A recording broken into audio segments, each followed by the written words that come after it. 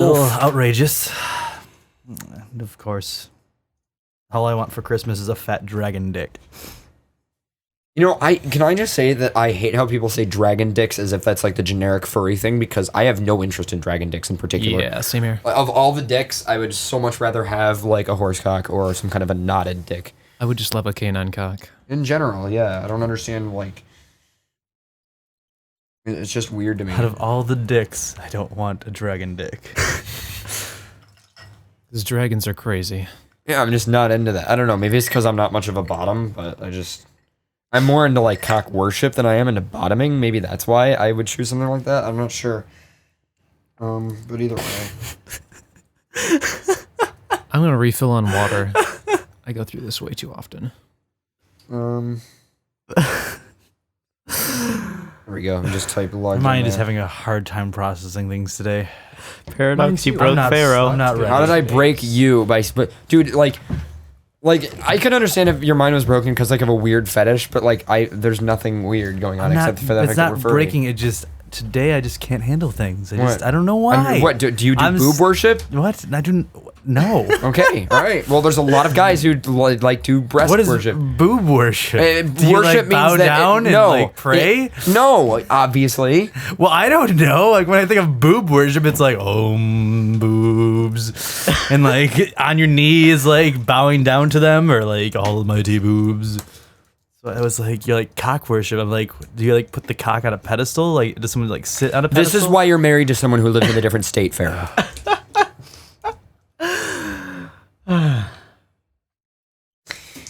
There we go. There you are. The document and the thingy. Almost dropped that. That would not have been fun. Because that would have been a laptop landing in a glass of water. That would have been bad, yes. But then you would have an excuse to get a laptop that has a better wireless chipset. Yay! And I would also have an excuse to get one that actually has a GPU built in and on Intel HD 4000. I am so sorry. You're relying on that.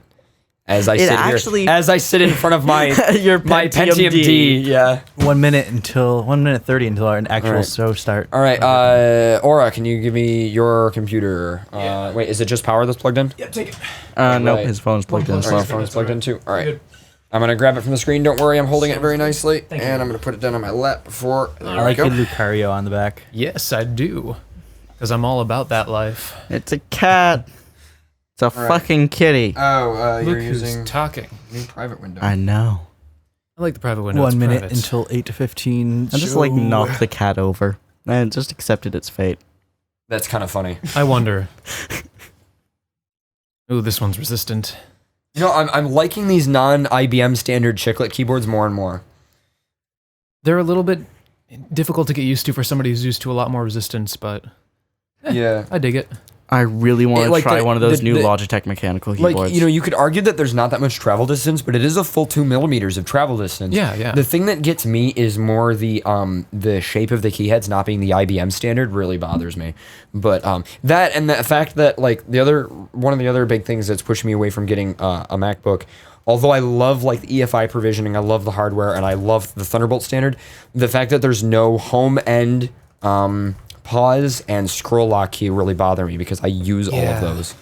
I use all of those. The only a one lot. of those that I'm missing the last two. I have a home and an end dedicated buttons above the numpad. I love home and end dedicated buttons. That kills me. I have one machine where you have to hit a function key to get the home or the end key, and that kills me. Same as on my old laptop. Yeah.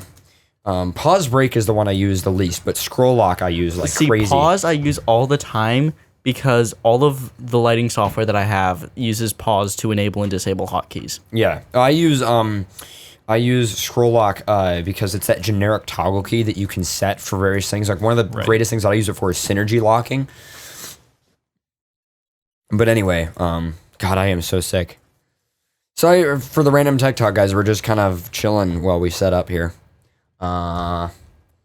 All right, so we're recording and everything. That's still downloading. All right, we're good to go. We're ready to start as long as you are. We good? All right, We good? We just gotta wait for Farrah to I've post been on ready Facebook. for the past. No, God you're not. damn it, it happens. God You're still damn it. posting on Facebook, dude. I've been ready. No, you're not. You're still typing. I've been ready. I'm ready. What do you want me to Your do? name is Ben, and you're ready. still typing. So I Pharaoh, can can we not do this? Finish the post. just start? No, I want to wait till you're done typing. No.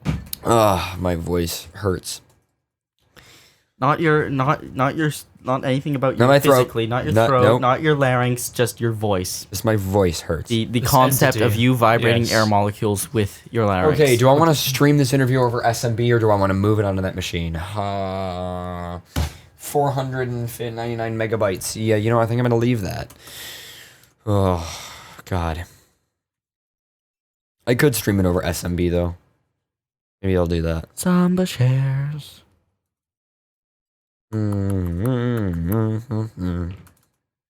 Okay, what the fuck? Wi-Fi chipset. I love how on the MacBooks you don't have to deal with Secure Boot. Yes. Yay! Yay! Yeah. Not having to deal with bullshit bootcoder or bootloader signing is nice. Ow! I just slapped my mic again. Slap the mic.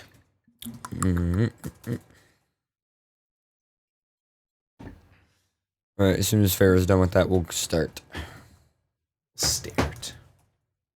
We'll stare it. FurCast will stare.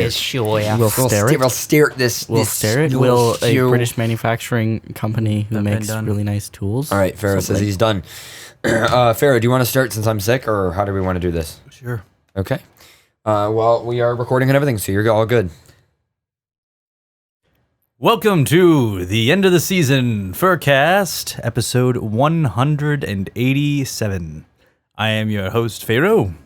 And I am your very sick Paradox the Red Wolf. I am your guest host, Wrath, the Canadian cat dragon. And I am your very overtired guest host, Aura the Lucario. So it's very apparent that we're all doing pretty shitty. Yeah. And guess what? I today. wasn't finished typing. I just didn't want to start the show. So Oh, I'm going okay. to continue finishing this typing. Oh, well, there you go. Well, that's okay. You can continue typing while I talk for a little bit. But yeah, so we're all feeling pretty dead, which is a great way to segue into the fact that, yeah, we're taking a season break after tonight. So this is the last FurCast episode for approximately 8 weeks. We're going to just kind of take, this studio will take a break. So that includes our other show, Friday Night Tech, is going to take a break as well. Maestropause, I have no idea, but from what I understand, Maestropause is also going to take a break on XBN. So there will be no XBN shows for 8 weeks. Now, why are we doing this? Well, that's a great question. So we're doing it for a couple of reasons. One, we really want to find another permanent co-host. It's pretty much been me and Pharaoh for the past several episodes, with the exception of our amazing guests, of course. Thank you. Who help out a lot. But the fact that we have to rely on guests like this is not necessarily a good thing. So we really want to find another host. We also want to take time off to find new content, among other things, and just kind of recoup and figure out where we're going with the show, invent some new segments, stuff like that. We also want to take the time to develop more merchandise. And we do have some merchandise information to share with you guys in just a little bit. But yeah, Pharaoh, I don't know if there's any other bullet point you want to throw on that. Well, it's but- not just that. It's the fact that we have not taken a break in almost a year and a half, too. So, I mean, that's Yeah, another... we used to take breaks all the time, and we haven't done that in a long time. So we're basically taking a break. The other thing is just news. Like, it's so hard to get news built up and stuff like that. I disagree with that. Well, okay, we do get a lot of news articles, but not necessarily relevant news articles, because there's very few furry news articles that come out. I would hope you'd agree with that, because we I don't definitely think there's any furry news articles that come out, really. Yeah, well, exactly. Besides the MFF thing. But anyway, so yeah, that's pretty much it on the last show for a while thing. Basically, we're just taking a break. It's not anything special. It's normal. We do it all the time. Well, we used to do it all the time, and we're going to be doing it again. We're just actually doing it this time to actually plan more and actually organize ourselves. But Yep. So before we move on to the rest of the announcements, guests, do you guys want to introduce yourselves? So, Wrath, you're our audio Canadian cat dragon thing. Yep, I sit here and get randomly called by Paradox at like 3 a.m. to help tweak something that we've already tweaked for 4 hours the night before for another 4 hours. Pretty much. You help me redo EQs that we've already redone, that we redid after we redid them. So Yep. quite a lot of fun. Me and Wrath play around with the audio stuff in the studio quite a lot. And what's up with you? Where are you from? I'm from Michigan, and although I haven't really been around the studio much, it's my first time back here in like 4 years. I'm getting more into this little cultured community that Paradox has racked together, and I'm loving it so far. So you hung out with me once when Yes. you were driving through this area, and I think we only hung out for like 15 minutes. Yeah. And we kind of just went our separate ways in terms of lifestyle. And then I think like a few months ago we started talking again. You kind of got antiquated with me and a bunch of my friends, and and you I also just were into a lot launched of myself in there. you're into a lot of the same stuff as me though, so Absolutely. that's good. Yes. And you definitely have a voice for radio. That's why I'm on radio, I suppose. And so, yeah, pretty much. Well, thank you guys for joining us this evening. It's good. I think you guys are pleasure. good hosts. So next thing, shout out to Andrew M for the donation. Shout out to everyone else who also regularly donates. We do still have some regular Bitcoin donators as well as some regular PayPal donators. Thank you guys so much for that. And another shout out to Fur Media. Me and Pharaoh were actually on the Fur Media show. When was that? On Tuesday, I believe. And you're not saying you're nodding yet. Does it hurt to talk like it does for me? Not too bad, but it's not pleasant. Oh, okay. Yeah, for me, it actually hurts to talk tonight. But of course, it didn't hurt to talk on Tuesday, and we were on for a media show that was quite excellent. So I believe that episode is posted on their YouTube channel, which is Fur Media Pro. Speaking of Fur Media, we interviewed them at Midwest FurFest, and we're going to be airing that tonight. So tonight's schedule is effectively going to be this little banter segment, news, maybe a few emails, maybe, and then we're kind of going to play out the interview. The interview is quite long. It's about 43 minutes, which is why we're pretty much going to end the show with the interview, and then after that, maybe we'll sit around, take some calls, stuff like that, especially since it's our last show for a while. We're going to do that. So, Pharaoh, I don't know if you wanted to touch on the poll survey stuff or if you wanted to do the merchandise stuff next, but I'll let you take care of that. What about the poll survey stuff? I don't know. You put something in here. No, that was what we discussed. Oh, okay. Well, and I guess, is there anything you do want to mention from the survey stuff?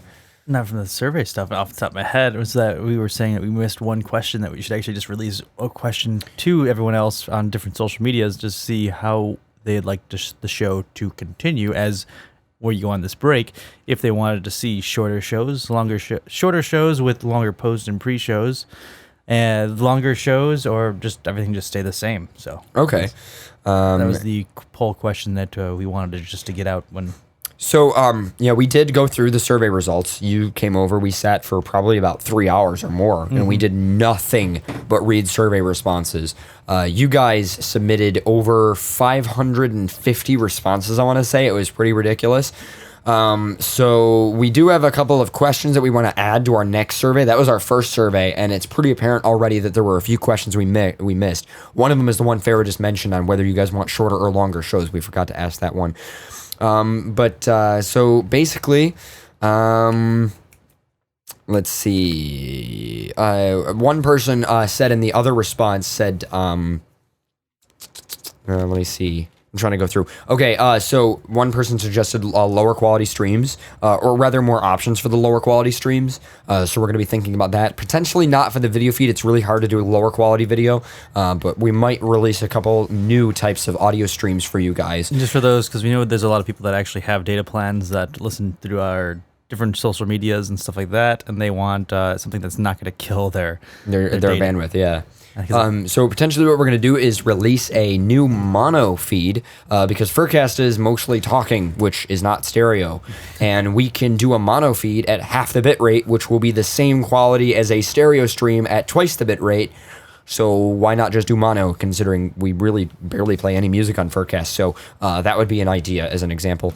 A couple of other ideas. A lot of people really want an FAQ page in the website. A lot of people really want a page in the website that has not really a job listing, but more just like a wish list for skills, different things that we want or need help with in terms of technical stuff that people might be able to support.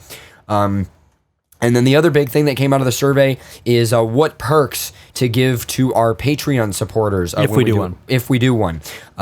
So we're really debating on Patreon how we might want to do that. And so First of all, the first thing to say is there were a lot of no responses to Patreon, significantly less than yes responses, but there were a lot of people who suggested on the survey that they didn't want us to do a Patreon.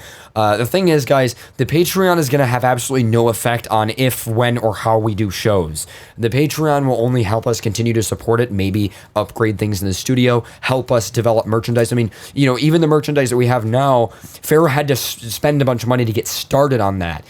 So even if we do make money with merchandise, a lot of times just to get started in that, we need funding first. So little things like that. The Patreon also, we will be giving perks to Patreon supporters. However, the perks will only be convenience things. They will not be things that people who can't or don't support the Patreon will not be able to get. Here's an example. Patreon supporters may get a different episode download that includes a recording of their pre-show and post-show. That is obviously something that anyone has access to. If you can't support the Patreon, maybe you don't have money for it, okay, fine, doesn't matter. You can still listen to, or hell, you can even record the shows yourself. There are plenty of you guys who have figured out how to actually record the shows on your end and record the pre-show and post-show. A lot of the pre-show and post-shows are posted online for people to actually listen to. Yeah, so basically, that's an example of a perk where, if you can't support it, you're not missing out.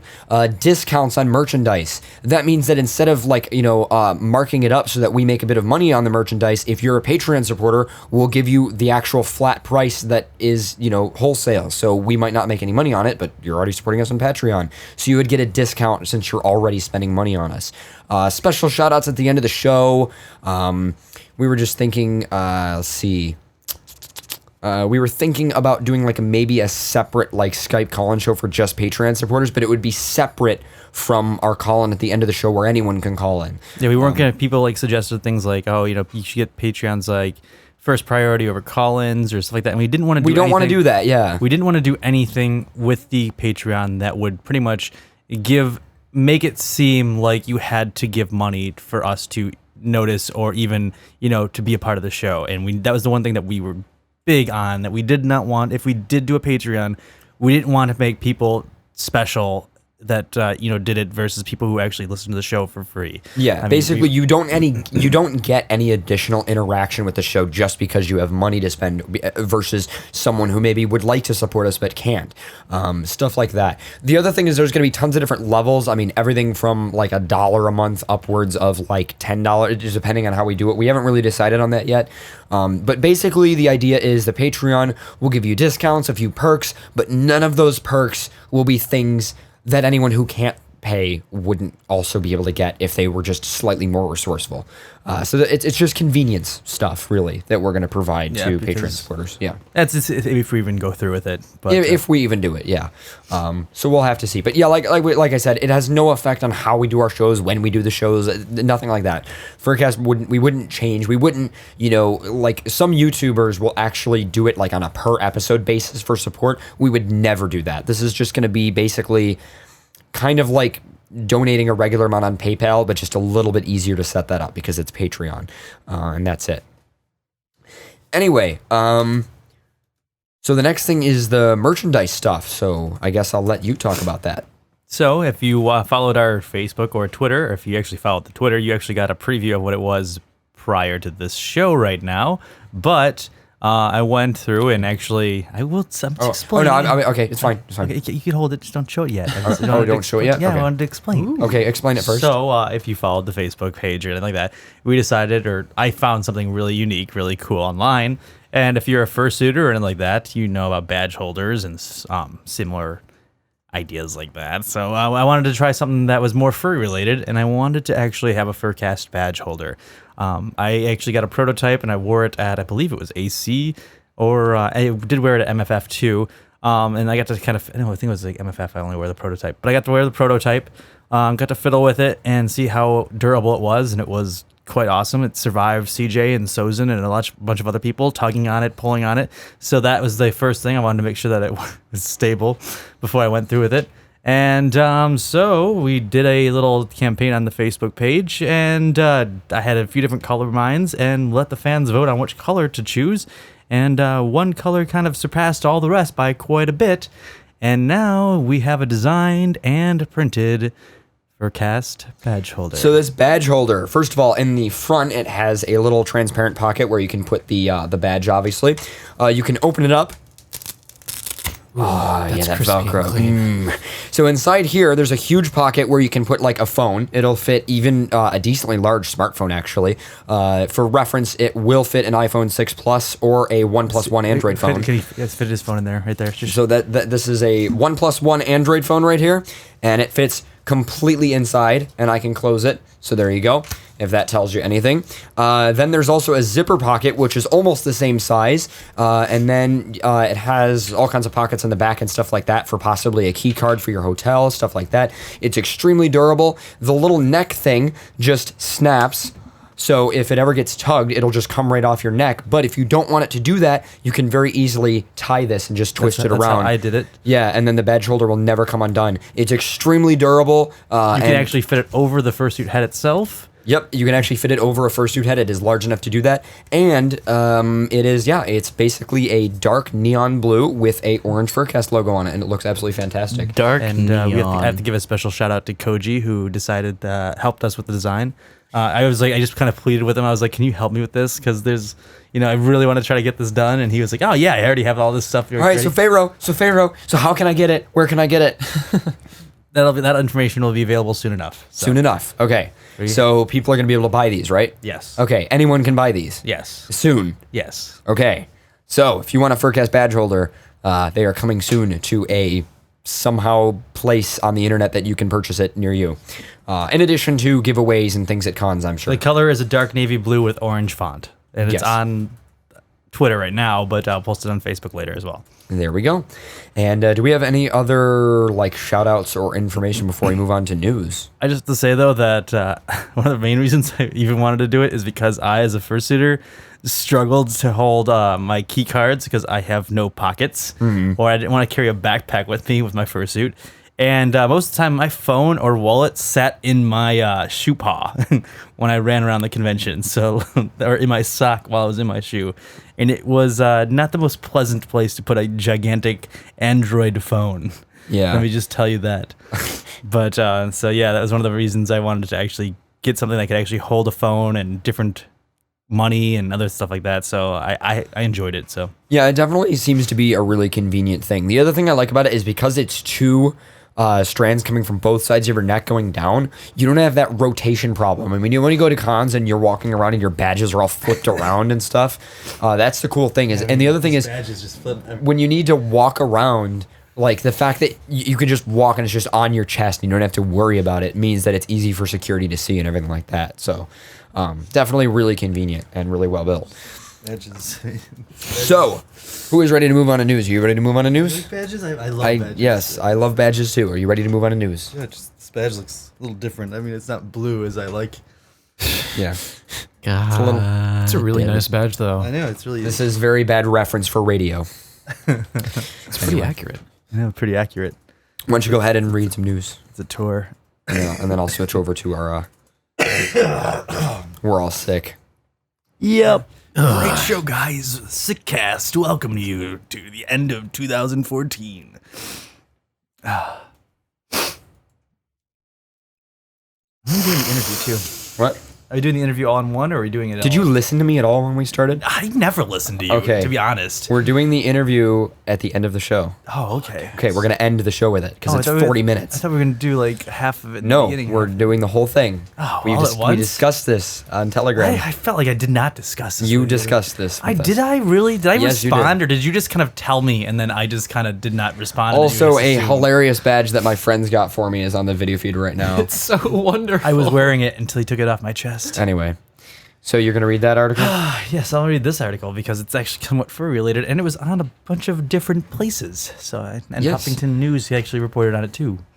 Okay, cool. It seemed that the whole chlorine con that we were at brought a lot of attention to furries, and it seems to bring out a lot of positives, despite it being a lot of negative. That was first, but Oh, anyway. well.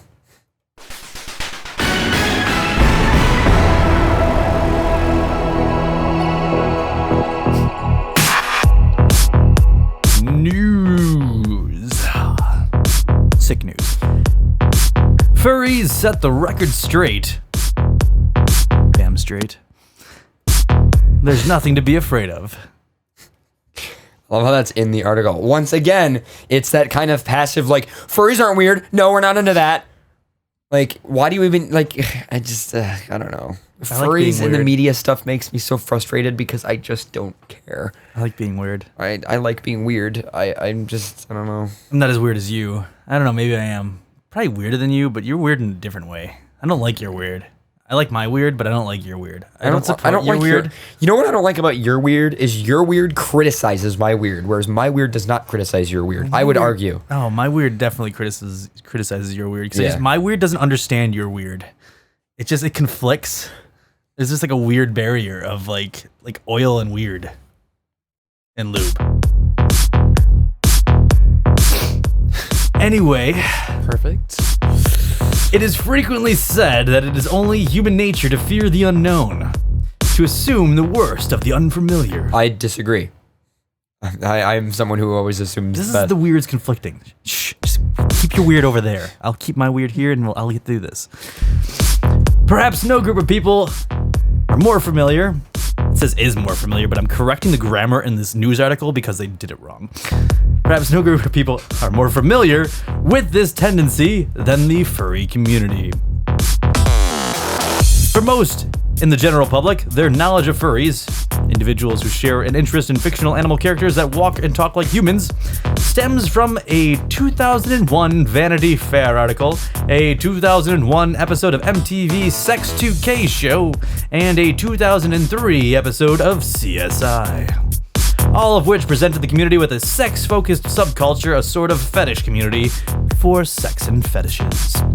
But furry enthusiasts say those media portrayals have told a misleading story about the furry fandom, focusing on extreme behaviors of members of the community while ignoring the more mundane, less sensational elements.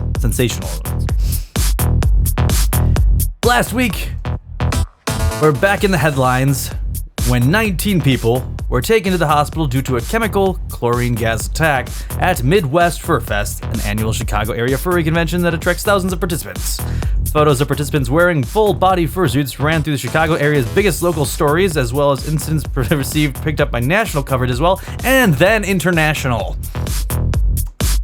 Though most of the coverage was relevantly straightforward, MSNBC host Micah Benzinski was the subject of more headlines when she burst out of laughter and ran off the set after she apparently learned about the furry fandom live. That was ridiculous. Can I just say that? Like, did you guys watch that? How not to be professional. Yeah, how to be a terrible news host is just, oh my god. I didn't actually get to see the whole thing, but it's really dumb. It is really dumb. She basically just laughed and then just left the set in the middle of the story. She just cracked up and was like, nope, I'm out. Yeah. It was obviously a stunt for a morning news show. A very poorly pulled off stunt. Came off probably a little negative and unprofessional, surprisingly, from a big news source. And I feel bad for her because she's probably not going to be able to get a job if she loses it elsewhere. Contrary to what might guess, based on past media portrayals, a dramatic reaction like Berninsky's to the furry fandom tends to be an exception rather than the rules these days. Furry fans recently told Huffington Post. In my experience, most of the time when real people meet real furries, you get smiles and general amusement, said Lawrence Perry, a London-based furry fan, also known as Green Reaper. Hell yeah, Green Reaper. Woo! That was a really weird squeak. That hurt. Ow! That hurt as much as it has hurt to hear. Ow! Shouldn't do that when I'm sick. But anyway, yeah, Green Reaper's fucking awesome. We did an interview with Green Reaper, and we did. He also runs WikiFur, and he runs Flera, which is the furry news network where we usually get a lot of our news articles. But I thought that was interesting that he actually was in this Huffington Post news. Yeah. As it goes into the next paragraph, Perry is an editor-in-chief of Flera, a furry-centric news website, as well as the lead administrator of wikifur.com, Furry Encyclopedia, and inkfunny.net, an online gallery of furry art. As Perry sees it, many individuals outside the community reduce furry fandoms to either being about kinky sex or believing you're an animal itself. Such a belief, Perry explains, would be like believing Star Trek fandom is solely about dressing in Trek-inspired costumes, or that surgery is all about scrubs. In reality, furries are fans of a concept. What if intelligent animals lived among us or replaced us? From this, all else flows. Art, crafts, stories, role-playing, and costuming, Perry explained. Demographically, the furry community isn't too different from the fantasy and science fiction communities, which it outgrew, which it kind of outgrew growth from. Sorry, can't talk right now. It is very hard to run a radio show when you're sick, might we add. Anyway, today Perry said most conventions are enjoying continual growth of the number of participants and many new events seem to be created. Despite the gas leak, Midwest FurFest chairman Tony Morono told Huffington Post in a statement that the convention attracted the highest attendance this year, 4,600 attendees from 15 different countries. According to the most recent data from the Anthropomorphic Research Project, ARP, which is done by our friend Nuka, again in this article. So great to know people. Considered to be the most thorough analysis of the furry community's characteristics, the furry community skews younger than comparable fandoms like anime, but is fairly comparable to similar groups of young college-age students socioeconomically. I'll touch a little bit more on this, but it goes on can do a lot more about the furry fandom, but I just want to touch on a little bit on the ARP, which Nuka. Good old Nuka. We need to interview him again. The ARP also reports that less than 50% of the furries identify individuals own their own fursuits, which typically run from $2,000 to $3,000 on the cheap end. I'd say on the standard end, to be honest, $2,000, $3,000. Yeah. That would be like the most common. I wouldn't say cheap end. Yeah. You have those occasional ones that are like out there, but for no reason why they would be that more. Yeah. So most furries, their identification with the fandom takes over more ordinary forms, like sharing and creating one's own furry-themed art, writing, and music.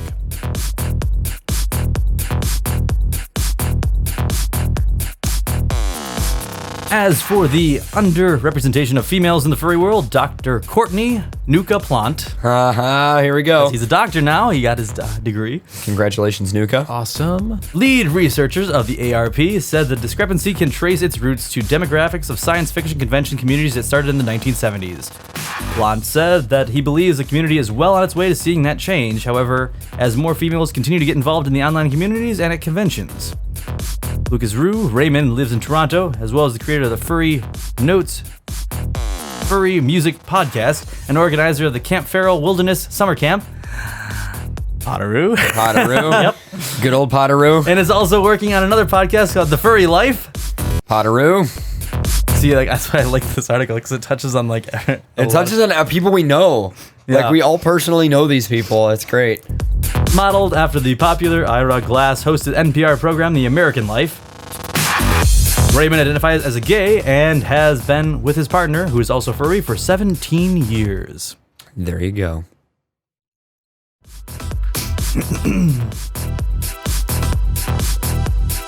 Is that it? Nope, well, kind of, but You kind of just skipping through it to figure out if there's anything else you want to read? Raymond said he was definitely outed as gay before he ever identified as furry, but said the community almost immediately felt like a safe place where he didn't need to conceal his sexual orientation. At conventions, he says the crowd is a mix of people of all orientations, and that such identities don't seem to really matter there or at conventions. Very nice. Despite the apparent growth of the interest in furry events and communities, Plant said that he doesn't see the community ever becoming mainstream.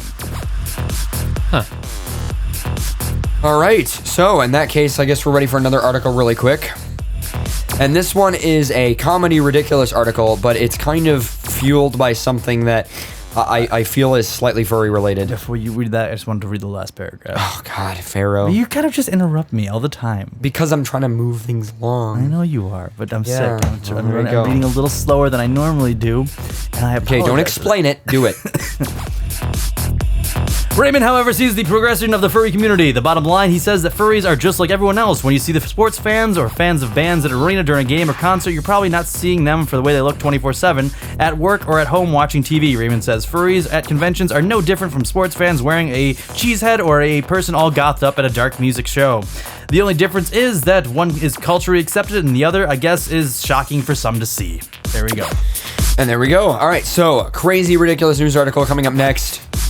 And it is slightly furry related, ever so slightly furry related, and I think that's probably like the best part of it. Unruly man blames a vodka-fueled attack on a wolf scratch and the full moon. What? Brownhelm Township, Ohio. An unruly man blamed the moon after a vodka-fueled attack in Lorain County over the Memorial Day weekend. A friend of 20-year-old Thomas Stirrup called the cops after Stirrup started acting violent with people and animals at the Timber Ridge campground. Upon arrival, Stirrup's friend told police that Stirrup was picking fights with other people and kicked a nearby dog cage after downing vodka. Stirrup was found passed out inside of a trailer surrounded by knives, swords, and other edged weapons. Cops woke him up only to have a heavily intoxicated Stroll growl at them. He also spoke in a heavy Russian-like accent and had trouble standing. According to police reports, Stroll threatened to kill the arresting deputy's cousin Keith. The arresting deputy had no cousin named Keith, and it is unclear to who he was referring to. Stroll then said he was scratched by a wolf and goes on the attack when the full moon is out. He has been charged with underage consumption. There you go. I just think that's kind of funny because the guy like got drunk and when a bunch of people go to find him, he's like, oh, I've got scratched by a wolf and it's the full moon. It's like, no, it's not an excuse. What the fuck? It's just, Random guy in Ohio just decides that that's a good thing to do, apparently.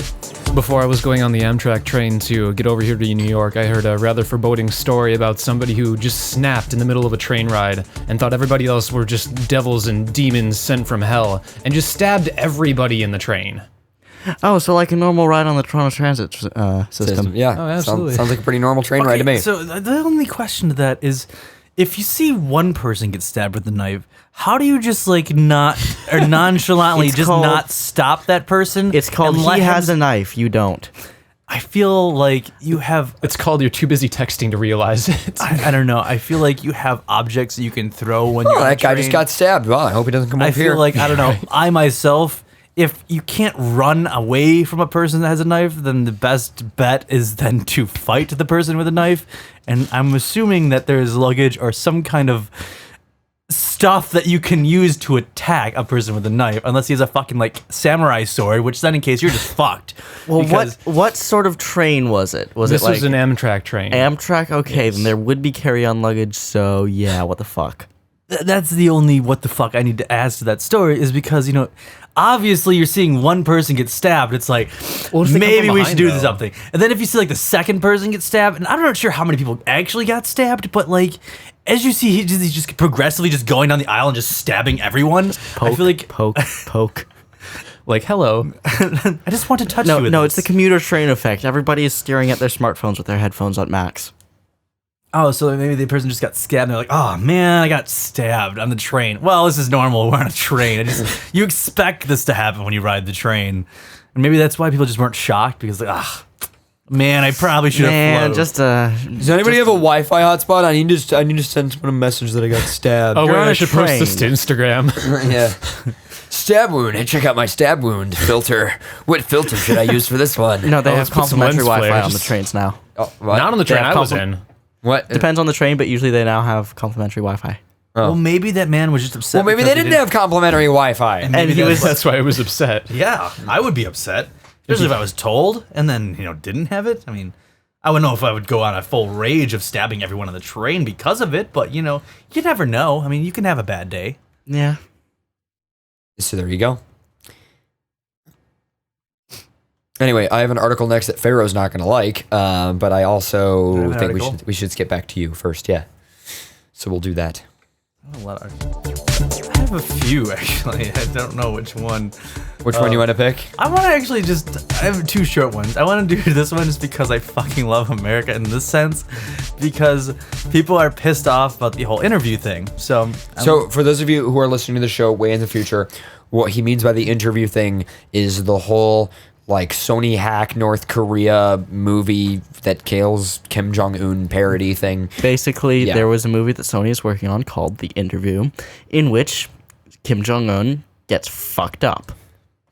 And North Korea doesn't like North this. Korea doesn't want so this, they so they paid a hacked bunch Sony. of contractors to hack Sony, which is allegedly easy to do, which I believe, considering Sony is the kind of company that when you change the password on the PlayStation Network, sends the password change request as an HTTP push to a fucking web server with your password in plain text in the URL. So I would totally believe that Sony's hackable. As for this whole interview thing and all of the movies being stolen, I think the whole thing is a fucking stunt.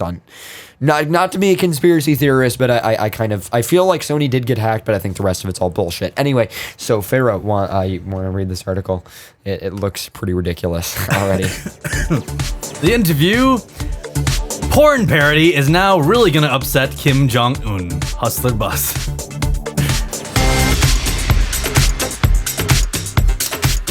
Nothing screams freedom of speech like a good old American parody porn film. Wow. Wow. Let's just take it to the next level. He's not even released yet. This is like, Starting off strong here. Yep. but then again, like how many? There's like Pirates of the Caribbean porno. There's Scrubs porno. There's Forrest Gump porno. Oh my! It's God. called Foreskin Gump. I did not want to know that. Granted, when I was in college, we watched Edward Penis Hands. So that was God. So that was a. There's also Schindler's Fist. There's also Men in Back. Oh my God. The thing I have to say though is that I don't think I could ever, in any point in my life, masturbate to a parody porno about a movie. I agree. Like, there is no way. Yeah. Like there is no pleasure mentally, physically, anywhere involved in watching one of those movies. With the exception of the humor. Yeah. Exactly. Like I would just sit there to watch and laugh at the ridiculous of it, and that's what we did when we found that there was Edward Penis Hands when I was back in college, because we actually just got a bunch of people. We bought popcorn and literally sat in a dorm room and watched a porno about a guy with penises for hands, looking like Johnny Depp. Yeah, that was a bit ridiculous. Johnny Depp? Johnny Depp. I can't. He's so deep. He's not Johnny Depp. That's what actually the actor's name was. Johnny Depp. Johnny Depp. There you go. The Depp family must be proud. Sick cast. Anyway. Yep. Nothing screams freedom of speech like a good old American porno parody film. Nice. Hustler boss Larry Flint announced that he will be producing the parody version of The Interview as a response to the film being pulled from theaters amid the threats of hackers linked to North Korea. Because that's a good idea. Sony's move was criticized by President Barack Obama as well as Hollywood A-listers like George Clooney and Sean Penn. But Hustler Video is not backing down from this. The parody, which is titled This Ain't The Interview XXX, will be released on the first quarter of 2015. So next year already. There you go. All right. The Interview, Seth Rogen and James Franco travel to North Korea as a plot to kill leader Kim Jong-un with the exploding tank shell that blows off the dictator's face, which, raunchily surprised, will the hustler treatment of the film have in store. If Kim Jong-un and his henchmen were upset before, wait till they see the movie we're going to make, Hustler founder and chairman Larry Flint said. According to AVN, I spent a lifetime fighting for the First Amendment, and no foreign dictator is going to take that right away from me, and my right to free speech. Did you touch on that a little bit more too? Did you see the College Humors animation? We probably need to play that during the break because I laughed. It's an animation, quote unquote, crafted and created by Kim Jong-un. What? Oh my God. And they were I like, need to if see Kim this. Jong-un could have had an animation, this is what it would look like. Is that the College Humor thing? College Oh Humor my thing. God, yes. I did not freaking see this. died. I did not see it. I have It's not so seen it. great. And they added a little thing at the end too in reference to the furry thing. Really? Yep. Oh, good. God. By the way, I believe College Humor was asked if there would ever be a Furry Force 3, and they didn't say no, but they didn't say yes. Ooh. Which kind of leads to me thinking that there probably will be at some point a Furry Force 3 from College Humor. Oh, man. So I have another quick article, and it's just titled. Okay. Yeah. Dog shoots man. Finally. I see our day has come. We are taking the control of our masters. The uprising has started. Okay, of course. There's always a pun. Always. What is the pun? Stop trying to teach your old dog new tricks. God. Come on. Fucking damn it. Done. And why don't you try teaching yourself some gun safety? I am done. I'm out. You remember how we read an article last week about how China is making like puns illegal in news media? Kind of thinking we need to move to China. I'm just thinking that, you know, this pun shit is getting really ridiculous. Anyway, a Wyoming man is recovering in the hospital after his dog accidentally shot him. I don't buy it. It's on purpose. Yeah. Definitely on purpose. He was How? not man's best friend. He was definitely. How? This was an evil dog. Assisted suicide? That's what I'm thinking. All right, boy. Go ahead. Pull the trigger. Pull the trigger, boy. I'll give you a know. treat.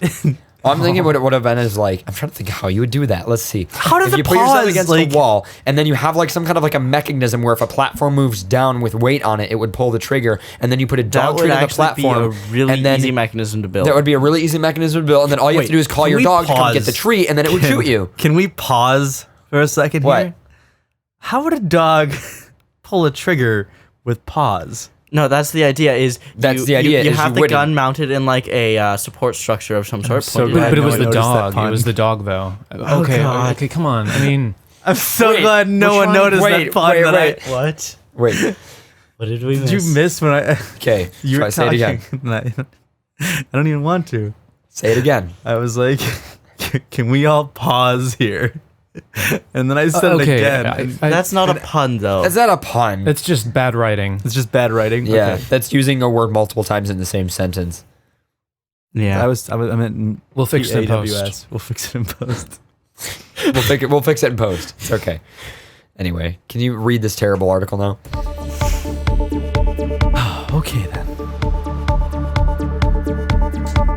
A Wyoming man is recovering in the hospital after his dog accidentally shot him. In the phone interview on Thursday, Johnson County Sheriff Steve Korzeniak confirmed that Richard L. Phipps, 46, was hospitalized on Monday after his dog stepped on a loaded rifle in the bed of his pickup truck and accidentally fired it off. The rifle's safety was off, Korzeniak said. According to the Bighorn Mountain Radio, Phipps was removing snow chains from his truck when he was then shot in his left arm. The rifle was loaded in the back of the truck of his bed with some other gear, and the dog hopped up there and either stepped on it or caused something to move, and it set it off, Korzeniak told the Huffington Post. I'm just impressed with how much bad luck this guy has. I mean, you've just got a loose rifle sitting in the back of your truck, your dog steps on it, and it just points towards you and shoots you. It's a fucking rifle, not a shotgun. That's what really impresses me. Phipps transported to the Sheridan Memorial Hospital via ambulance. His condition was not released, but his injuries were not life-threatening, according to the Bighorn Mountain Radio. Korzeniak said that the accident could have easily been prevented had the gun not been Clearly, loaded. we should make it illegal for dogs to use guns. Absolutely. Clearly, that needs to be enforced right Well, now. actually, that would solve this no. issue. If we just allow dog schools and training schools to teach gun safety to dogs, we wouldn't have this problem. I agree. That is how we can solve this problem. Honestly, all dogs need to go through a training program. A very rigorous one. We need to make sure that we separate the bad from the good dogs. Yes, true. And they need to be tested for marijuana before they have a concealed carry license. I would agree as well. And, we want to also make sure that, the ones that are good can get their licenses to shoot a gun. Absolutely. Legalize crystal weed. From the cat. Okay, then. According to the police, carrying a loaded rifle in a truck is never a good idea. Safety on or safety off. Wow. Who would have thought? The sheriff, who has been working in law enforcement for 42 years, said he has never seen a case where a dog shot a man. However, it has happened before. What? Okay. In Florida. America. Clicking this link real quick, just because it says in Florida. which states Gregory Dale Lanier, a Florida man, was shot by his dog wielding an unloaded pistol. How? Wait, what? It says quote unquote unloaded pistol. So how do you shoot it? Did the dog then load it? It is Florida. It is Florida. I mean, the dog could have loaded the pistol. You know, this would work on the same mechanism that me and Wrath were thinking of. It would just have to be slightly more complicated because you have to push the magazine up into the gun. That would be extremely simple as well. It would still be simple, but it would require a little bit more parts. I mean, you could just have him set up a Rube Goldberg machine and have the dog trip it. That's pretty much exactly what we're talking about. Obviously, this person was a dumb fuck because he didn't realize there was no. Okay, I'll just read this. Bad Fido. Man's best friend apparently feeling a little less friendly this weekend. Highland Today reports that Gregory Dale Lanier, 35, was shot by his dog while traveling in his truck on Sunday. I feel like trucks, guns, and dogs are like the common scenario. Wow. They all appear in country music. Rednecks. Rednecks. Country music is the problem here. That's what is going Obviously. on. That is the problem. In Florida today, Lanier told authorities that he didn't realize his .38 caliber pistol was loaded until dangerous. his dog kicked the weapon, which then fired the unknowing round into Lanyard's leg. This is why you have a safety, and this is why you tighten your fucking trigger. Okay. I'm glad that you're applying logic to this, Wrath. Don't you usually check to make sure, one, that you have the cartridge for ammunition out of the gun, and then usually you open it up to make sure that there's not a bullet in the chamber. Well, this is a revolver, they said as well, so that pretty much, yeah. You never hear people talking about that in country music. About the bullet in the chamber? About checking your gun to make sure that it's unloaded. And Well, there's it's no all bullet in the implied. chamber. Oh, okay. It's all implied. Absolutely. Right. So yeah, it's all I implied. grab my gun, I get my girl, I fire up my truck. Oh, and by the way, my gun Yeah. is safely unloaded. What the lyric really means is, Yes. yeah. I didn't realize how easily dogs can just shoot weapons. I mean, I never knew this before. I think I'm just going to teach dogs how to shoot and create a new army. This like- perfectly fits in with Vero being a serial killer. Oh my god. Wow. Didn't realize his weapon was loaded until the dog kicked the weapon, firing a round into Lanyard's leg. Lanyard said he heard a boom, which shocked him, and then saw smoke, and then felt a burning sensation in his leg. Okay. It's pretty accurate. I like how that like slow realization. I heard a boom. That's actually very There common. was smoke. My leg Then my down. leg bro. started burning. That's actually very common. It is. Yes, I've never that been is- shot myself. That is very so I mean, common when maybe there- I need to when there experience is a massive this. amount of shock, like something like a gunshot. Sometimes you don't even notice until afterward.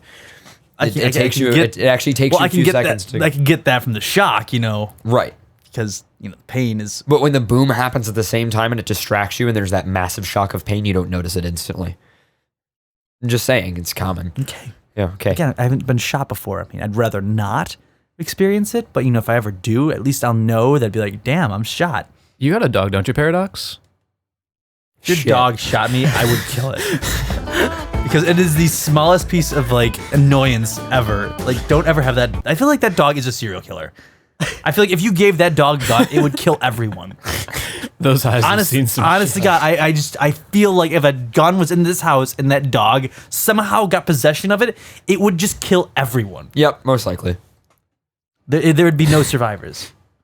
None. surrounding neighborhood would also kind of be toast. Yeah. Yeah. I don't trust that dog. I have no trust. I trust your cats more, and that says a lot. Because never trust a cat. Never. Agreed. Never trust a cat. Agreed. Never. Cats are assholes. Cats Yep. are just dicks. That we Yeah. are. They're really sexy though. Yeah. Meow. Kind of lanky. Sexy kitty. Meow meow. That's how they get us roped in. Cats get you roped in through sex. Yes, And that's when they kill you. Yes, exactly. What can you think of a better plan? It's the perfect crime. It's like some alien level shit here. And that's what I shot him, officer. They play it off as rape and then they shoot you. What? Wow, cats are assholes. Wow. This reached a whole different level. Like, we were here, and then it's up here now. Like, it's like wow. That's just like, I'm gonna pretend to be an asshole so that I can actually be an asshole. Is effectively what you're saying right now. This is a very strange discussion that we're having right now. You just noticed? Yeah. Anyway. To finish up dogs shooting humans. God damn it. Police have ruled the shooting accidental and did not detain the dog for further questioning. Okay. I really wanted. Can we be done with this? I really No wanted word that on whether dog. Lanyard gave him a treat when they returned home. Oh, come on. Oh my gosh. This hurts. This hurts to read. They're This- not taking God. As chances would have it, similar dog shooting masters situations occurred many times in Florida before. Well, Florida is shaped like a gun. Pew pew. among other things. I like how just dog shoots master in Florida like a lot. There's like a list of articles of dog shooting masters only in Florida. Why have we never decided to cover this before? How did we not know of this before? I mean, granted, Florida is Florida. This is what happened when furry goes bad. Florida is Florida, but I feel like dogs hate Florida so much that they actually shoot their masters just to try to escape Florida. Like, other creatures want to leave Florida, but can't because they're trapped there by humans. Oh my I feel like God. Florida is that bad. Like, that must be it. So any reason why an animal attacks a human in Florida is just because the human is preventing their escape. I understand it now. Wow. There's no escape. I think I've discovered something. This was probably like a hidden revelation. Okay. Like, this is why alligators attack humans. It's because they want to get out of Florida. Because they want to get out of Florida. All right. How often do you see an alligator leave Florida? You don't. We don't let them. They're trapped there with us. So obviously they're pissed off. Yeah. It's pretty bad. I know it's pretty bad. I feel like we're just capturing wildlife to keep it in Florida. I wonder if people shoot people to get out of Florida. Is that what we do to the seniors and put them in Florida? We still want them to leave? Segregate them to one area? Oh my God, it all makes sense now. All coming seniors go to together. Florida because Yeah. once you go to Florida, you just don't leave. That's why there's a higher concentration. They just can't. Yeah. It's all coming together now. Oh my God. Florida is starting to Florida make so is much a sense. concentration camp for animals and humans. Paradox. Where do Just you for old unwanted humans or just unwanted humans in general. Paradox. You just where do send you- them to Florida and they just can't And get hope out. that they get blown away. Paradox. Where do you keep the push pins and the red string? We need to start putting pictures up on the wall and link them together. Oh my God. We could link the dogs to the guns to the Florida, And the because guns it's to the shaped like And, a and that's too. why Dexter lived in Miami. Oh my God. Makes sense. It all makes There are sense. so many revelations coming out of this. This is great. The Antichrist is from Florida. Miracle. Has to be. I jumped up a level. I brought it to a new plane.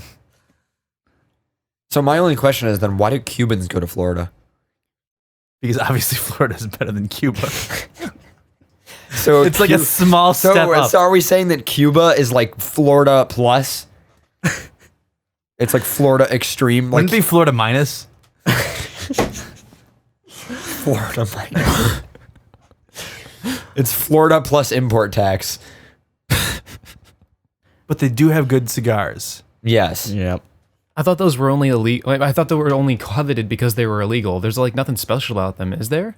Probably not. Probably It's no. probably because they're just illegal. That's why a lot of things are popular. Manufactured. also- Why do you think underage The drinking is most so much famous fun? manufacturers are from Because there. not because it's drinking is more fun when you're younger. It's just because it's illegal and people like doing things that are illegal. Because people are just inherently assholes and they just don't like listening to people. I'm my own fox. I don't listen to no fox or wolf. Okay.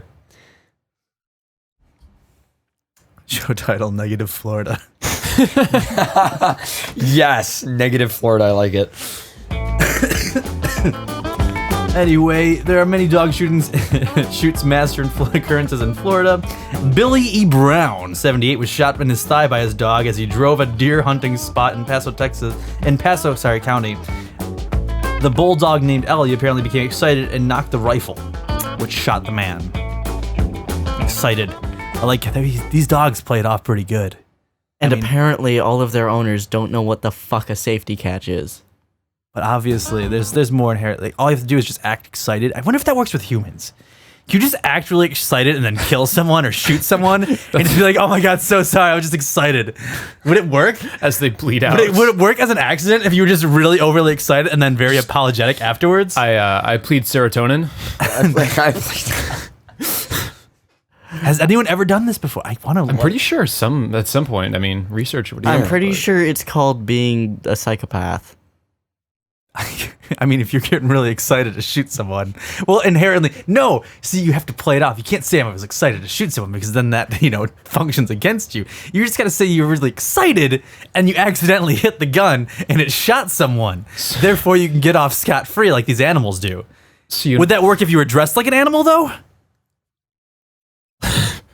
Oh, let's ask some furries. God.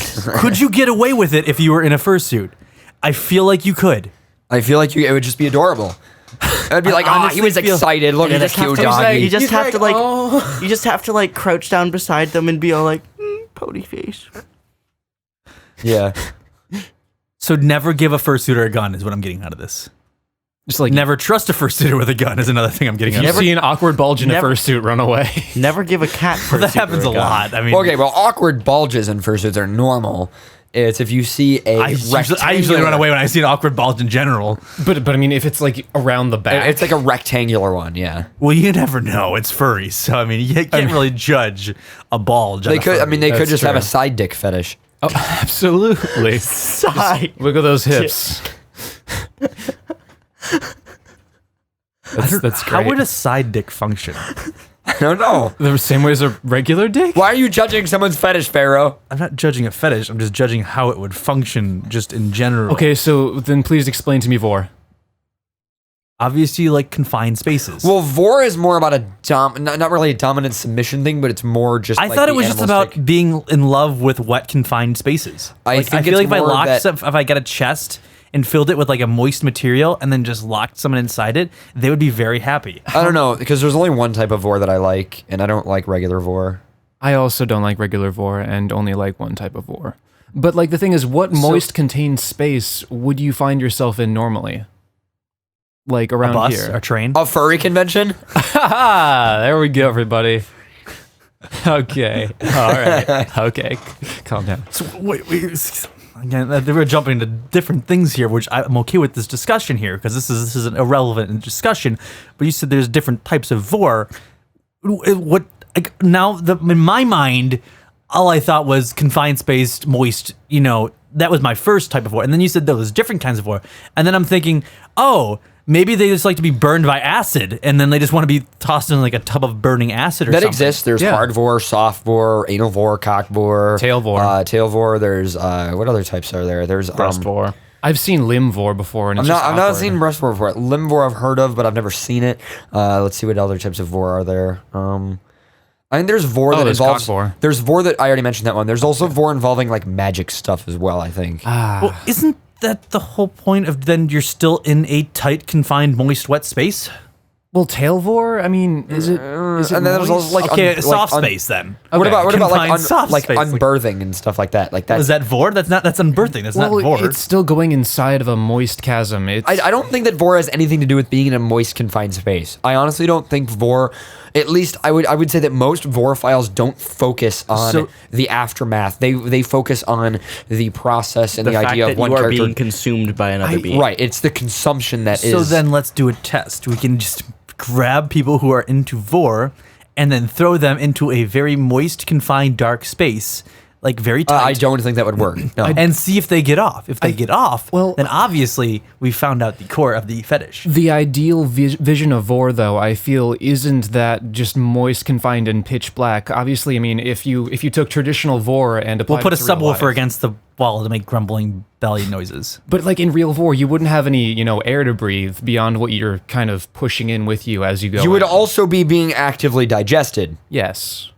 Well, is that part of the mentality that you like about vor? It depends if it's hard or soft. The thing that I feel about vor is it's more about the relationship between the vorer and the voree. I Sort of a- agree yeah. completely. That is definitely what it's about. I'm It's honestly discussing about the relationship Yes. between the voree and the vorer. That's what it's about. I feel like I didn't realize that that's there like- was so that's much just emotion Pharaoh. attached to vor. Pharaoh, I'll give you an example. Do they- Stockholm syndrome? Do they date? Okay, yeah. Stockholm syndrome is a great example. It's that type of thing. It's the emotional connection between the two. Yes, vor is So definitely. what happens if you're just randomly vored?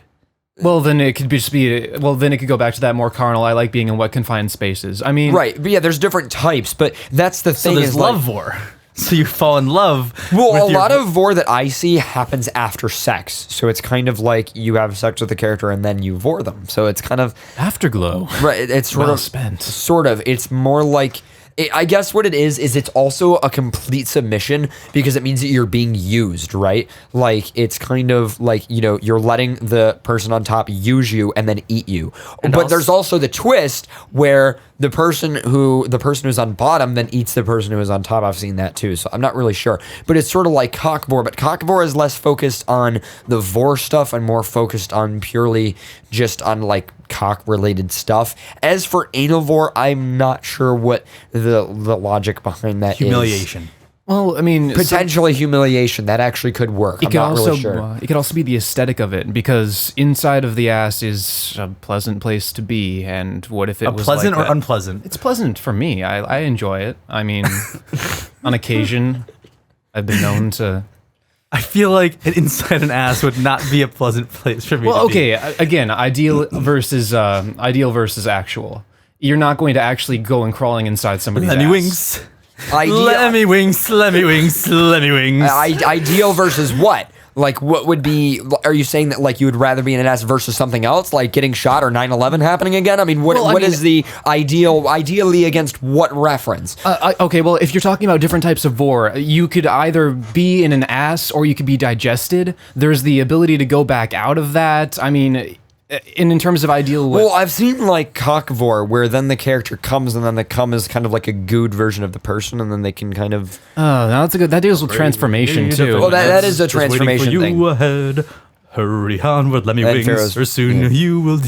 No, recite the Paris Hilton version. Anyway, Paris Hilton version. so Pharaoh, do you mind if I move on to another article? Pharaoh. A distance far Pharaoh. and fast to find his way out Do you of mind a if I- gay man's ass. Okay. Do you Lemmy mind wings. if I move on to another article?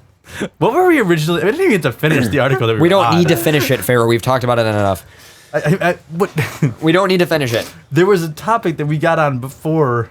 Dogs That- getting shot. Or no, dogs shooting people. Dogs shooting It was people. I dogs think. shooting people, but then we transitioned into something. I mean, we've different. kind of beaten that one to death. I don't know how we. Okay, I get that part, but there was a middle segue ground that we were discussing, but we just completely passed over because somehow vor got introduced, which I don't even know what transitioned us into the vor topic. But then, like, that became the discussion for the past 10 minutes about vor and had different types and the love relationships of vor. When that had anything to do All right. with being shot by a dog. Speaking of weird love relationships, Oh no! Really? I have a very 2014 question for you. I disagree already. How would you respond if you found out that a man living down the street regularly had sexual intercourse with a horse?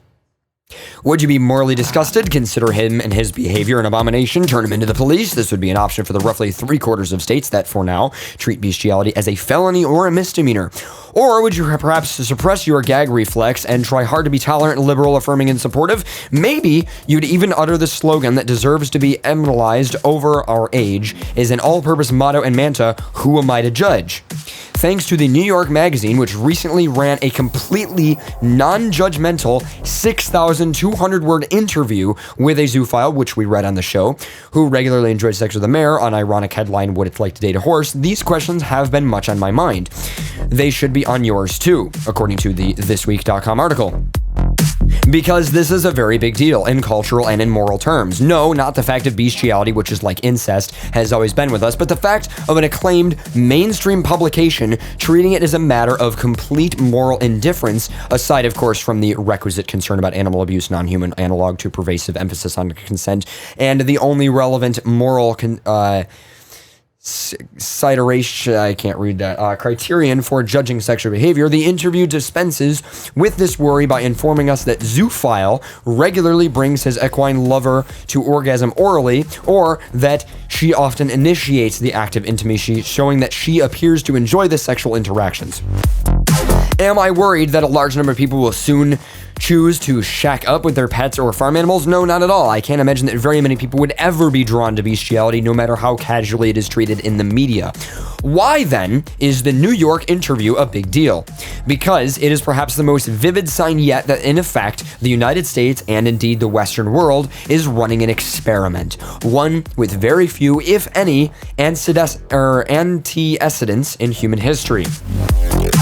The experiment will test what happens when a culture systematically purges all publicly affirmed notions of human flourishing, virtue and vice, evolution and degradation. Moral and religious traditionalists have seen this upcoming and warned about its consequences for years, and yes, indeed, they are the ones raising the loudest ruckus about the New York interview, of course.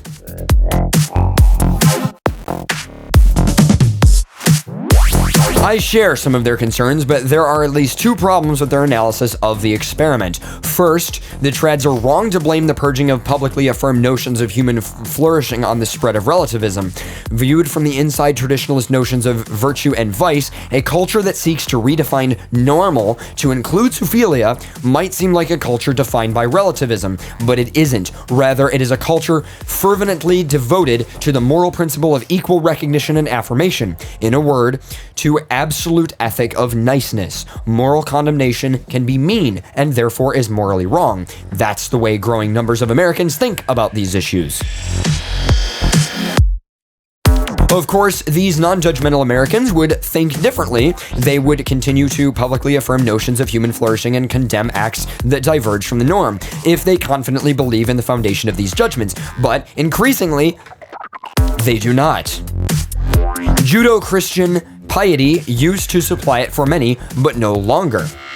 Then there's the option of basing our judgments on what conservative bioethic Leon Kass once called the wisdom of repugnance, quote unquote, that is on our common sense moral institutions. But as the liberal philosopher Martha Nussbaum had argued, the ick factor just isn't a reliable basis on which to make moral evaluations. And I totally fucking agree with that right then and there. The idea of using an ick factor to make moral judgments. And that is the same thing of when we've read articles and we've all sat here in the studio saying, what the fuck, how can you have a law that says, I'm trying to think of the exact terminology here, but how can you have a law that says like, it's illegal to offend people in public, right? Like it's illegal.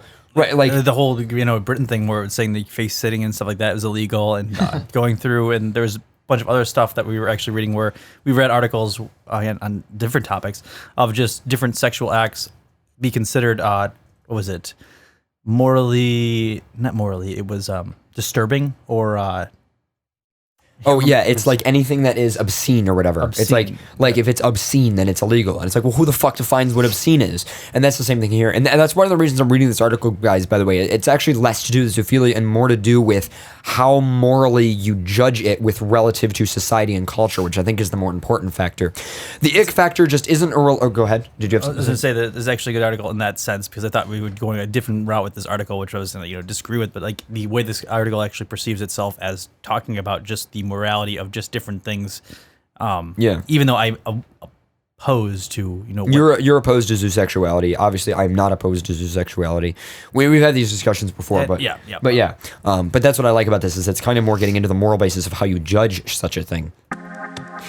The ick factor just isn't a reliable basis with which to make moral evaluations. Again, guys, my apologies, my voice. I'm so sick this evening.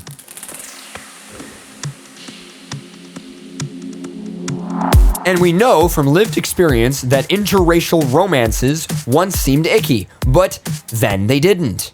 Next, it was homosexual acts that passed through the looking glass from repellent to respectful. Faced with this slippage and uncertainty, with long strings of reversals and moral judgment, it's no wonder that the ethics of unconditional niceness increasingly trumps all other considerations. And that brings us to the second way in which trads go wrong. Speaking in confidentiality about how we're galloping towards Gomorrah, this implies that we know exactly where the experiment is going to end up. The truth is, they, and we, have no idea at all, because there has never been a human society built exclusively on morality of rights, individual consent, and the ethics of niceness, with no overarching vision of a higher human good to override or compete with it. And, as I've noted above, I find it hard to imagine that more of the tiny fraction of human beings will ever choose to engage in sex acts with animals, even if and when the taboo has been thoroughly deconstructed and the behavior mainstreamed by dozens of sympathetic stories in the media. I suspect the same is true about incest and polyamory. Okay, I'm going to disagree with that one. Maybe the incest one, not the polyamory one, but I don't see anything wrong with polyamory. Absolutely. Most people will continue to live boring, mundane sex lives, monogamously committed to one human being of the opposite sex at a time. I actually disagree with that. In fact, you know what? I actually disagree with this entire paragraph, and I disagree with where this article is going, and here's why. Because in the past, zoophilia was not illegal, polyamory was not illegal, homosexual relationships were not illegal. Right? Because we had entire societies where homosexual relationships were in fact normal. In fact, in certain Greek cultures, you were considered too feminine if you were a guy and you had sex with too many women. You were considered not manly enough if you didn't have sex with a man. There's tons of artist depictions from thousands of years ago of people having sex with animals, and polyamory has been included into many, many cultures. So I sort of disagree with that idea. Now, incest, on the other hand, that one only because it has not a moral opposition, but a scientific opposition on why that's negative. To jump a little bit away from some aspects of what your conversation is and jump into the idea of polyamory versus monogamy, I would like to say one thing, and I feel like inherently monogamy is a more Western ideology. I would agree. Or just an ideology that was brought on more so by Western culture. It's seen as, the norm now, but inherently, I think in a biological sense, in a sense of our past selves, I think humans were more prone to polygamy simply because the whole ideology of existing is to spread genes and make diverse genes with different animals. And the fact that humans have such a gestation period of birth rate, I would see it as, in a biological sense, that polygamy is and was kind of a common practice for earlier humans, because how else would you kind of make the gene pool more, diverse other than, Not to mention that that most animals, including most animals that are very close to us biologically, whether that be mammalian or animals that are close genetically, such as pigs, all of them are polyamorous. Or rather, they're not monogamous. I shouldn't say they're polyamorous. Polygamy and polyamory are actually two different things, but they're not monogamous, rather. But I myself am monogamous. I mean, I actually enjoy having one person that I love deeply. So, I mean... And I know plenty of people who have very successful monogamous relationships. Obviously, monogamy can work, so... I could see from monogamy maybe comes some sort of polyamorous relationship, but maybe not to an extent of a fully polyamorous relationship. But I've seen many couples, at least, especially in the furry community, I mean, I could use that as an example, who are definitely monogamous, who have, a single person that they love dearly, but then they bring other people into the relationship briefly for different, events and it's mostly friends. It's not like strangers, but I've seen it happen a decent amount in the furry community. But I've also seen, not even to segregate in just the furry community, I've seen this a lot even in being involved in the BDSM community or, communities outside of furry, which spawned a lot of the fetish-based stuff, which in general I find fascinating because I myself am quite asexual. I've come to terms with that, but I find a lot of these things just inherently absolutely fascinating to me because I've been involved in the BDSM community. I've been involved with those people, and it's actually been amazing to actually kind of be around those people and actually kind of almost, I hate to say study, but just be around and actually talk and converse with people who have different fetishes, different ideologies. And what I've seen and what I've kind of analyzed too, and I'm sorry I'm going on this tangent. No, rant. it's fine. It's fine. But I've been seeing more and more that a lot of different sexual acts in general in Western culture are now being classified as fetish more so than just sex. It seems that every time there is something new, even something that's generic as having sex outside, that is now considered a fetish nowadays, which it seems so strangely weird to me that we now have to segregate the act of having sex into fetishes, that each act of sex is now its own fetish rather than just the act of sex itself. But then again, that's Western culture in itself, but that's my kind of really weird rant of just analyzing just different spectrums of the sexual nature of people. I would like to jump off what Pharaoh said about being fascinated with it. I totally agree. I'm fascinated with all forms of relationships and love and intimacy. It really fascinates me. And that's one of the reasons that I'm fascinated with zoophilia, which I happen to agree with. Not everybody here agrees with it. It's not that I agree with it, but I'm okay with it. But I'm also fascinated with stuff like... Maybe did I confuse terms? Because it's polyamory is the act of having sex with different people, but polygamy is having multiple That's marriage. Polygamy is multiple marriage. That's what I thought. But I mean, the other thing that fascinates me is stuff like infantilism and also like pedophilia, which I am not okay with, but I do have a fascination with it because it's one of those things where no matter how much you want to say, oh, that's morally wrong, no matter how much you want to say like, oh, I reject that as being okay, fine, great, you do. I just in general reject that as being wrong. So right, but it's always been there. It has always existed. Yes. So rather than just actively rejecting it and being like, okay, fuck that, that's terrible, that's wrong, okay, that's great, it's wrong, we can treat it that way, okay, good. But let's examine it, let's research it, let's put some science into it because it's always been there. And that means that there's something biologically to it. Again, that doesn't mean it's morally okay. It just means that it's not worth rejecting and never thinking about it again. It's worth looking at and questioning morally and stuff like that because these things are around, because these things exist. And so that's one of the reasons that I'm also fascinated with zoosexuality, regardless of what you agree with in terms of it morally. Anyway, I'm going to continue to read this article. I'm almost done with it. I wouldn't say I agree. It's not that I don't have any moral objections to it. It's more that I put animal well-being over others, and then there's the whole ideology of consent. And I'm not going to get into the debate right now, but that right. I just don't agree on that aspects of it. So that way, if people do it, I understand that. We've had this discussion before. I know. I just don't agree. Would you agree that there's a difference between people who fuck animals and people who get fucked by animals? To some extent, yes. Yes. Okay. I was just curious. And we don't even need to get into the discussion now. I'm about to finish this article, by the way. I suspect the same is true. This is getting back into the article here. I suspect the same is true about incest and polyamory. Most people will continue to live boring, mundane sex lives, monogamously committed to one human being of opposite sex at a time. So what, then, is there to worry about? Why is this cultural experiment a big deal? Because it stands as a stunning testament to our ignorance about ourselves.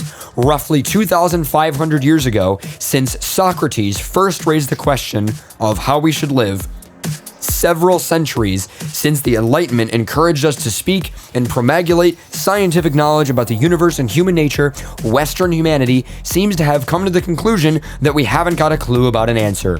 There is no consensus whatsoever about the ways of life and an intrinsically good or bad for human beings. Getting married and having kids, is that what you want? Sounds good. Live in a polyamorous arrangement, as long as everyone consents, have fun. What about the intense desire to copulate with a horse? Just make sure no one gets hurt. With hurt defined in the narrowest terms of covering physical harm in violation of personal preferences. That's all we've got. At least, that's all we're left with. Now that we've shed the obscenely desecrated notions of human virtue that most people once affirmed. Is that good enough? Can we do without a publicly affirmed vision of human flourishing, fulfilling personal preferences, whatever they happen to be, seeking consent in all interactions, and abiding by the imperative of universal niceness? Is that sufficient to bring happiness? Or will a world that tells us in a million ways what we are radically undetermined in our ends leave us feeling empty, lost, alone, unmoored at sea, and spiritually adrift? I have no idea, but I suspect that we're going to find out soon enough.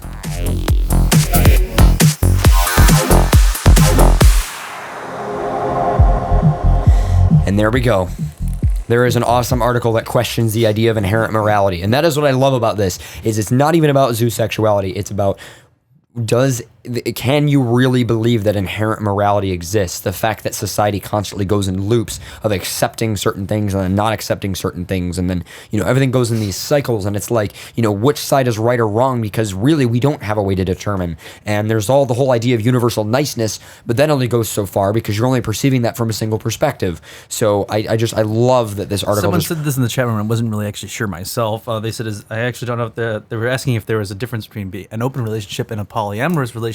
Yes, there is. Yes. What is the huge difference between an open relationship and a polyamorous relationship? An open relationship can still be monogamous. You can still be with one person. An open relationship simply means that you are possibly allowed to have sex with, possibly allowed to be intimate with other people. The difference with polyamory is you can have a closed relationship that's polyamorous. So for instance, 3 people in a relationship, but it's closed. They're not allowed to have sex with anybody else. So it could be a closed situation. So the most common is probably open. The second most common is probably open poly. The third most common is probably closed poly, I would say. But then there's also the idea of fetish, which is swingers, which is married couples or even couples themselves that then go off and have sex with other couples. So I would say. But is that a fetish, or is that an open relationship, or is that poly? Is it? Yeah, it's. There's so many mixed terms together that I can't even sometimes follow. This is one of the reasons that my favorite term, and this is the one I apply to myself, is relationship anarchy, which is simply the rejection of any label whatsoever. The idea of the relationship anarchist is similar to that of the polygamist, except it's even less defined. The idea of relationship anarchy is that you treat each connection to each person in your life individually and don't put them to rules or labels or requirements. You simply just, I suppose, it's a go with the flow. Viropsychology actually made it pretty clear. They were saying, I'm not sure he or she. Pharaoh, there's actually a difference. Polyamory allows for romantic connections between couple or people, but open usually doesn't. So an open relationship sometimes might just be for the fling of things rather than. I would agree with that, which is one of the reasons that I'm not into open relationships, is because I don't like the idea of just being able to have sex with somebody. I want to also be able to love that person. And I also don't feel like you can radically control love that way. I mean, perhaps you could have a special connection with one person that leads you to be primarily monogamous. But the idea of limiting that as in, you're allowed to have sex with people, but you can't love other people, that's just really fucking weird to me. In fact, to be honest, I almost think it should be the opposite. You should be able to love other people but not have sex with them, which of course I still disagree with. I'm just saying I feel like that would be more realistic than saying you're allowed to have sex with people but not love them. That's just weird to me. But then again, people treat sex differently. To me, sex is a catalyst of intimacy, whereas for some people, sex is not a catalyst to intimacy. I'm sorry. Sex is, whatever else. Sorry for what? He didn't recognize the username. It's Vero. Yeah, it's Vero. It is Vero. I just heard the whole name and I didn't even think. Sorry.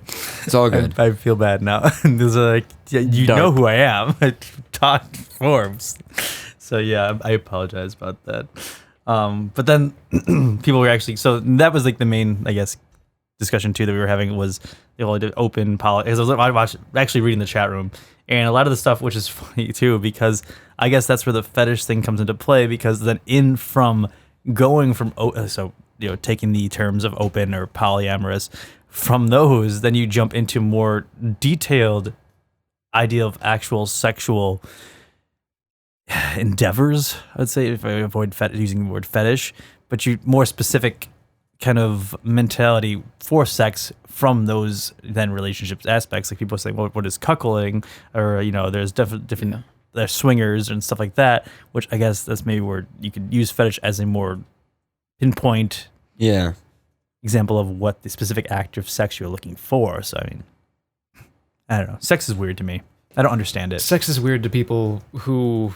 Sex is weird to everybody. I mean, if you look around at the world and you define yourself as, let's say, just a monogamous person who has a fairly vanilla view on sex, it's going to be just as weird as the person who's polyamorous and looks back at the people who are monogamous and says, wow, that's a really weird way. They're really closed off.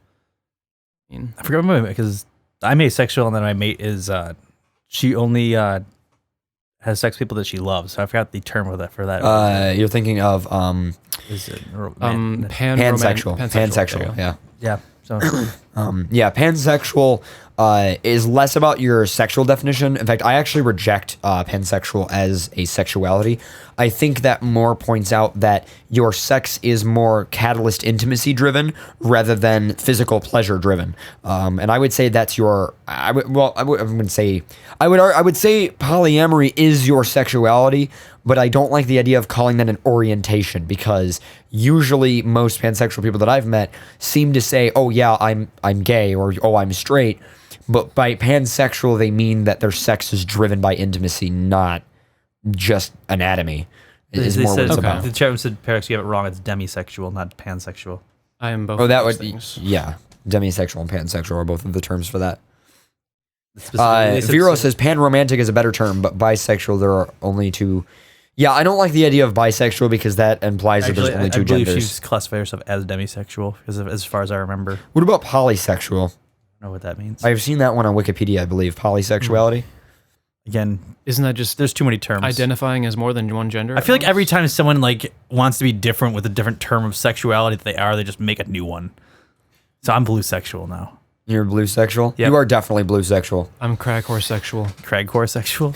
You say cragcore sexual? I No, don't I know. just said crack horse Oh, sexual. I think you said cragcore. And I was like, what the hell is a cragcore? Is that something from Star Wars? Are you having sex with monsters? Like, I'm a furry, so hopefully. yeah.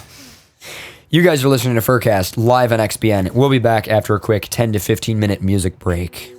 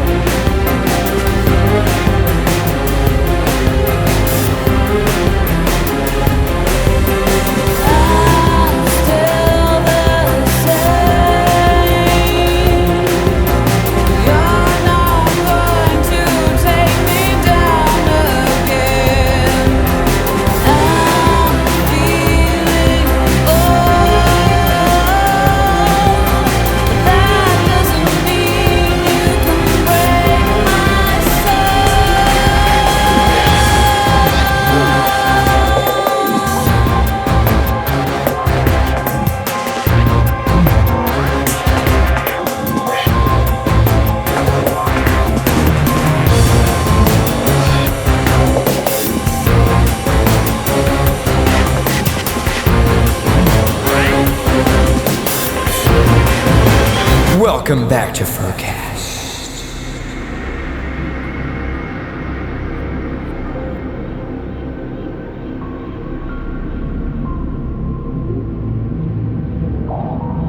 Good old hybrid. They know how to do good shit. So, although I am sick, I now have a cup of tea that will help out a lot. It is tea with honey in it, which is good. So Pharaoh, so to review for anybody who might have just joined us, we have an interview tonight. It is 43 minutes. We were going to split it up, but honestly, the whole interview is really good. Plus, since we're really sick, we're kind of struggling to keep things moving along. It's a great cue. I promise you it is entertaining. But since it's so long, we're actually going to end the podcast with it. So for that reason, why don't we get in maybe an email or two, and then we'll jump onto that? Certainly. That's what I'm thinking. If you want me to start with emails, I could actually start with one if you want. That would be fine. I could do that. Okay. All right, cool. So I will, first of all, let me just adjust this camera. It is bothering me. Oh my God, what is it doing? I just hit the reset button. that was funny. Yeah, I just hit the for next time I do have a shit. Sorry. I do have two good news articles for the next time we do a show. I'll make sure I save them. And it was just to let people know who are listening to the chat or listening to the audio. Man who can't use arms faces gun possession charge. Wow. What? And then the other really funny article that I had pulled up was eccentric millionaire urinates on candy at CVS to prove a point. Okay. Um, I'm curious about that one. You want to save that one for next week? We can do a show next week. Or not a show next week. You want to save that for next month? But I'll not be here. I don't know, chat room, what do you guys want? Do you guys want emails or do you guys want Pharaoh to read that news article? I can read one of them if you'd like. Yeah, do you guys want Pharaoh to read that one news article or do we want to do emails? What do you guys think? Let's see, news.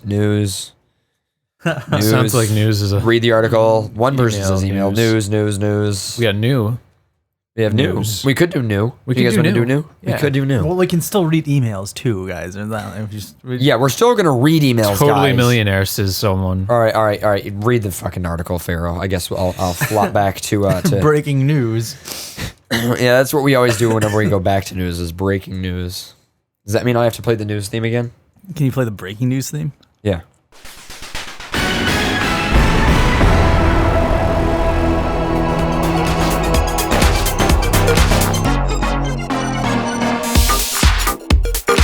Whoops, I'm sorry, I left the mics off. Go ahead. Yeah, I know. I was like screaming. Eccentric multi-millionaire urinates on candy at CVS. Well, I mean, if you have the money, you might as well spend it somehow. Yeah. I think pissing on candy seems like to be a good way to spend money. I mean, obviously, there are many other things that you can do with money, but like buy people stuff. Like buy kids candy. anyway, a New York multi-millionaire is guilty of dropping his pants and peeing on candy aisle in the CVS pharmacy. This isn't 71-year-old Robert Durst's first bizarre accusation. For the most shocking, Durst, who comes from a line of wealthy family members who owns real estate in Manhattan, pleaded no contest on Tuesday in a charge of criminal mischief after urinating on a bunch of candy at a Houston, Texas pharmacy, clicked to Houston Reports. The incident caused about $100 worth of wasted candy. Oh my. Wow, $100 worth of wasted candy. That's like what, 2 chocolate bars nowadays? Maybe he was just pissing on one section, like, oh, fuck these nutty bars. I hate them. No O. Henrys for the rest of this CVS. Wow. Maybe he just learned from dogs. He's like, maybe if I piss on this, it'll just be mine.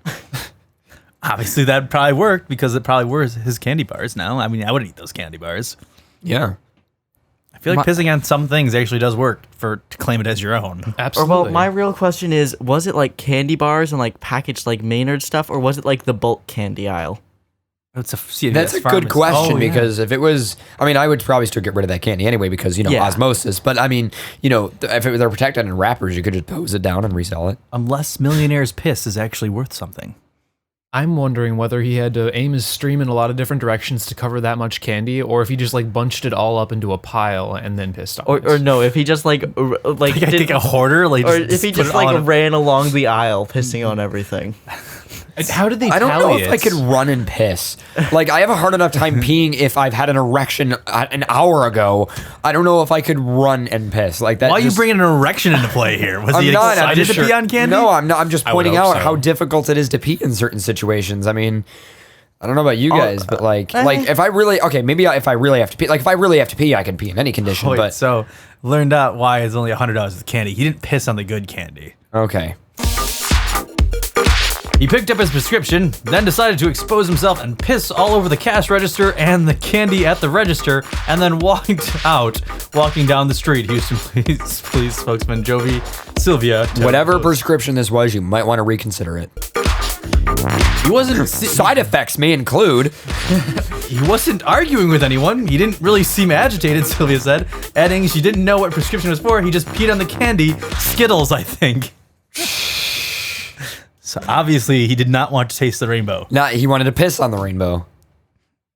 Do you guys want to piss on a rainbow? Yes. I think we should go every piss on a day. rainbow. This is Agreed. like it's gay water sports. That's what it is when you piss on a HBO rainbow. plans to film a documentary on Durst too. What? Can I? Can that be in the documentary? Can you piss on this candy for This us? sounds way more interesting than the documentary you and me were in, Pharaoh. Anyway, this crime that he committed is actually quite tame in comparison to the other accusations that have hung over his head throughout the years. In 1982, Durst was a suspect in the disappearance of his first wife, Kathy. Durst waited several days before reporting her missing, and friends of the woman said that he was physically abusive, according to KHOU. Did he piss on her? Must have. Maybe it's that acidic that he just disappears. Maybe it's magical. Wonder if it's magical piss. It cures cancer. No, I'm thinking if it's a disappearing agent, it makes people disappear. That's pretty potent. If I had that kind of piss, I would definitely hide it from the world. Oh, absolutely. That'd kind of suck to go piss in a toilet and then the toilet. Well, no, that waters it down. If it's in water, Yeah. it's okay. That So you can just still piss in enough. toilets, yeah. Or no, There's it's certain Then there's the moderation. flaw, because aren't humans 90% water? So Well, right, but if you're pissing on something that's not, I don't know. Because your skin would be hydrophilic. Yeah, exactly. And okay, as so long as you don't not have to do it. necessarily water. It's just that Yeah. What happens if you go to like an outhouse and piss? It's just it Then- starts digging. then the it's- it starts like making a hole to the core of the earth. No, Well, it's that's acidic, and when we said like it causes invisibility, wasn't it? Or It's it makes, very, it makes things disappear, Oh. not destroys Yeah. things. It might destroy things, but we don't know. it might put them into an alternate dimension. I mean, it's efficient removal. Ultra-dimensional piss. So that's why grass. Or wait, that how? No, because wouldn't the But water if you getting accidentally pissed on diluted- yourself, are you immune to it? Oh my wouldn't- gosh. Wouldn't if you pissed in a toilet though? Wouldn't theoretically? Well, we have to Maybe the analyze water went how- to another dimension. Was it recently maybe that, washed? but maybe also the water would essentially just spread this invisibility thing out to the Water's entire already world. like invisible. I mean, you can't really see. I mean, you Well, can yeah, but see it's water, watered but- down invisibility. Watered down. Watered So down. everything would just be Just be slightly translucent. transparent. So it's titled watered down invisibility. If he pisses on let's say like a picture, would the part of the picture that he pissed on be transparent afterwards, or would it just like say this is the entire object? That's Right, going to yeah, be like what transparent? defines the object. I think Yeah. it would just be where he pissed. Okay. So if you made the dirt invisible, then it would just make maybe a pool of the dirt like transparent temporarily. If you were- but as the piss soaked in, it would Yeah. water it down, and it would mix mud into it, so it wouldn't work as well. So it would kind so of cool. it is pretty cool. If you were to piss just like if you had like a gallon of piss and you pissed just like right in one spot. Wow, water sports would bring a whole new meaning to those furry porn images you see where there's like a transparent thing where you can see inside the person.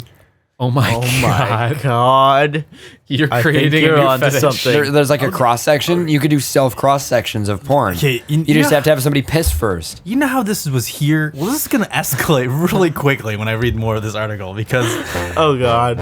it gets. No, I mean, full escalation here.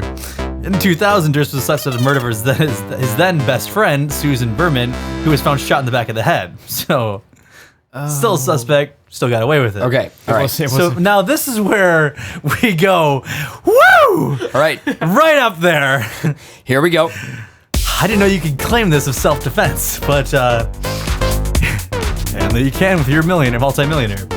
In 2003, Durst successfully claimed self-defense in the killing of a 71-year-old Morris Black. And this is where it escalates.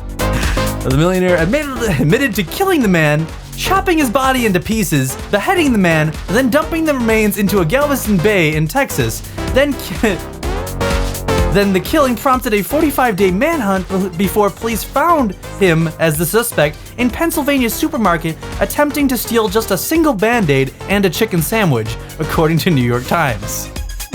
Gotta get me that chicken What was sandwich. the Band-Aid for? What was he using it for? Obviously, he didn't want to buy the whole box. He just needed one. So obviously, opening the box and stealing a single Band-Aid was more. I love how this is what we're focusing on. Can I just say the fact that he chopped up this person into a million pieces and then was pissing on candy? The pissing on candy. Do you know what this reminds me of? What? It reminds me of one of my only liked Dane Cook sketches of the crazy guy at work when he gives the crazy guy at work a piece of candy. You remember that? Yeah. Okay, just bringing that up. For the candy. Anyway, so this one Band-Aid. We need to figure this out. Yes. But what is this one Band-Aid He for? got Because- he got a little cut on his finger trying to open up the little plastic wrapper on the chicken sandwich. He peed on his finger and part of it went away and he had to cover it up.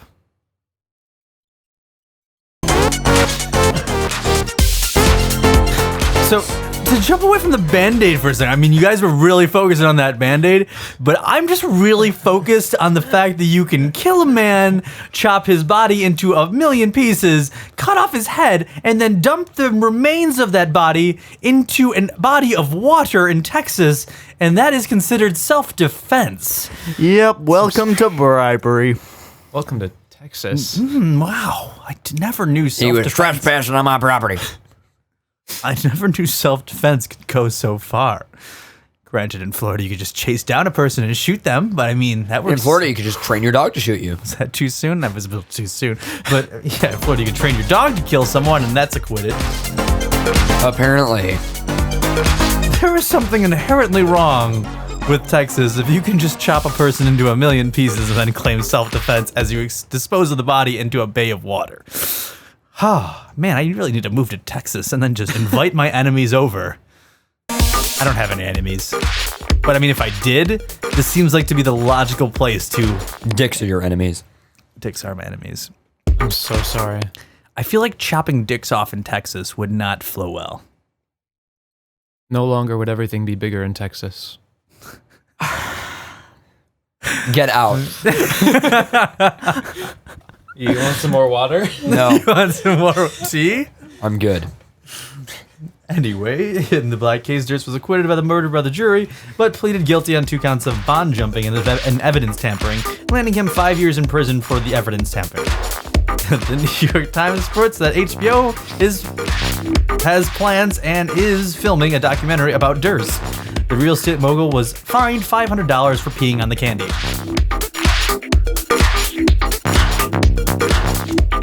Well then, time to move on to emails. I didn't realize how easy it is to just piss on candy and register in people and only be fined $500. I feel like I've had a speeding ticket that cost more than that.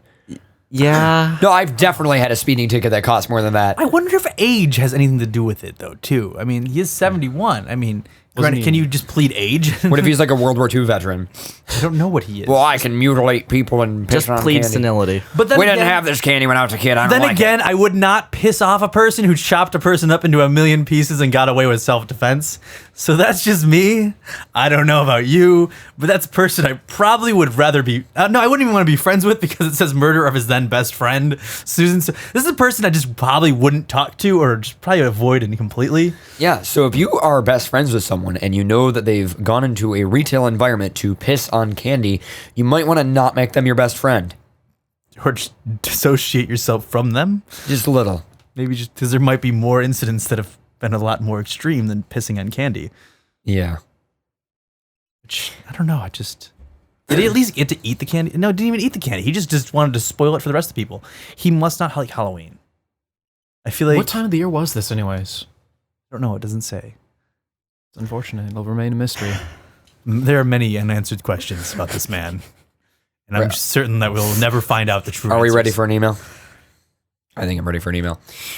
Oh, here we go. I just need to Alt-tab over to the graphics control server so that I can hit DJ button to make the lower third. There we go. So, It's a shiny that's appeared on screen. there is a shiny on the screen. DJ Hello Dragon- there, FurCast Podcast. Can I just say one thing that DJ Dragonfire in the chat says, as a Texan myself, I can confirm that everything just stated is true, and Pharaoh cutting people's dicks off is actually encouraged if it's in self-defense. Hello there, FurCast Podcast. Good evening, Paradox and Pharaoh. This is my first ever fan email that I've ever written up, so I apologize in advance if it sounds too wordy or lengthy. First off, I'd like to introduce myself first. I am Kuro Kibo. I come from Indonesia. I've only been listening to the show for a few weeks now, almost a month I think, but I'm really liking it. It looks like it has some fun atmosphere going on, and I'm hoping to follow the show for a long time from now. Being a bedroom producer, I have a thing that has always wondered me. How musicians promote themselves on the furry fandom side. Websites like FA offer a place where musicians can upload their creations, but I always have this thought that it doesn't seem like it is the fitting platform to be in. In general, people look on FA for drawings by artists or fics. Thank you, Farrah, for coughing. Sorry. I rarely hear people using such site to discover new music producers or musicians, though I may be wrong. I mean, there are other platforms that might work better, like YouTube or SoundCloud, but personally, I feel that everything can be improved. What do you guys think? Maybe I should try to think about the matter in general. Maybe the mindset is that exposure is good, and having your content accessible everywhere would be convenient, so that's probably what they're after. Also, how does it feel to actually have snow? Okay, I'm going to stop there. So first of all, I know tons of furry musicians, and honestly, the way that they get well known and do stuff is to simply incorporate furry into their art and also be friends with other furry musicians. Yeah. I mean, like take for example all of the like AV crew that we know at various conventions, me and Wrath, like, you know, a lot of them produce music and we just know them because they just all know each other. It's a very small world. So I feel like, you know, I mean, that's one of the reasons I know, you know, Casey Lalone. That's the way people know Renard. That's the way people know. That's how I know Visnin. That's how I know Visnin, Audie. Fevrier, Audie, you know, I just thought Audie was a guy on a shirt. Draconin, or is it Draconin? I forget his name. But like that's how we know all these music artists is because we're either literally friends with them. Wolfgun is another one. Archetype is another one. 3N12, Chicago Lolly. But then again, being involved in the fandom for a while, like ourselves, you kind of, like, I don't know, notice more people or. But I feel like one of the ways to get known is to just produce stuff that you then share with other furries. Because I feel like the best way to find furry musicians is through other furry musicians. I guess that's what I'm trying to say. I would agree on that. You know, I mean, the way I found Archetype and Wolfgun, and thus then Wolfgun's artist Koji, who then designed the graphics that you guys see on our video feed right now, is I was downloading some music from, I think it was Renard's, I think it was Darius. I should say Darius because Renard's name is now Darius. It was downloading stuff from their Bandcamp page, and in their recommended thing, it said like Archetype and Wolfgun, and I went to both of those pages, and it all said Casey Lalonde in there, and they also do remixes of each other. That's the other thing that can happen is if furry musicians do remixes of each other's stuff. That's another way that I found. That's how I found Chicago Lolly and Yeah, and stuff like that. honestly, it's for the distribution sort of circles in furry music. It is not revolve. It doesn't revolve around FA. So furry, whatever website has audio uploading capabilities that you use, it doesn't revolve around any of the furry based versions of those. It's almost entirely like promoting yourself on things like Twitter and Facebook and having a Bandcamp or SoundCloud that people can download your stuff from. It's almost entirely not about being a furry, and it just kind of so happens that, oh, you have a lot of friends who will like this kind of music that you're producing, who are furries and who are your friends. So you can say, hey, you specifically guys on Twitter, why don't you check this out? And if you like it, promote it on your own Twitter so that I get more coverage. Right. I feel like, yeah, I mean, I as for putting your music in multiple places, yes, definitely. The other thing is, release your music in a lossless format somewhere. If you want to make it purchasable, that's fine. My general idea, you know what I would do? I would release your music for free in lossy, and then release lossless versions of your music that are paid. That's what I would personally do. I would totally pay for that. I mean, I do regularly. I'm used to paying like $3 or more per song. That's like for FNT, I spend like $3 on every song because I want to buy it in lossless. I don't want a lossy version. If you want to put your stuff on iTunes or in a generic place, you can, but try to put it in as many places as you can, in as many formats as you can. And also support piracy. Support people who actually want to pirate or spread your stuff. Those people are only going to help you. Maybe put your music on some private torrent trackers like what.cd, or I don't know if IP Torrents has music, but I think they do. But stuff like that, like get your music in more of those places so that if people do want to pirate your music, people who pirate music usually like music, which means they will tell other people about it, or they will play it in a place where it is heard by other people. What I am going to say is definitely that as an amateur music producer and as like just an audio nerd and music fan in general, put your shit on SoundCloud and Bandcamp, because that is where pretty much anybody who knows anything about audio and who likes music will have a SoundCloud that they will like whatever the word for like retweeting essentially for SoundCloud is. And Bandcamp is a good distribution platform where you can get paid. What I like about SoundCloud too is that your upload is not based on time. It's not based on file size. It is based on time. Yeah. So a 3-minute track that's, an MP3 file that's, 5 megabytes versus, like an AIF file, which is like, 70 megabytes for a 3-minute, that it doesn't matter. They don't care about the file size. They only care about how long the song is. And I think that's a brilliant idea, promoting the idea of content amount versus quality. And make sure to cross-link everything, like on your SoundCloud.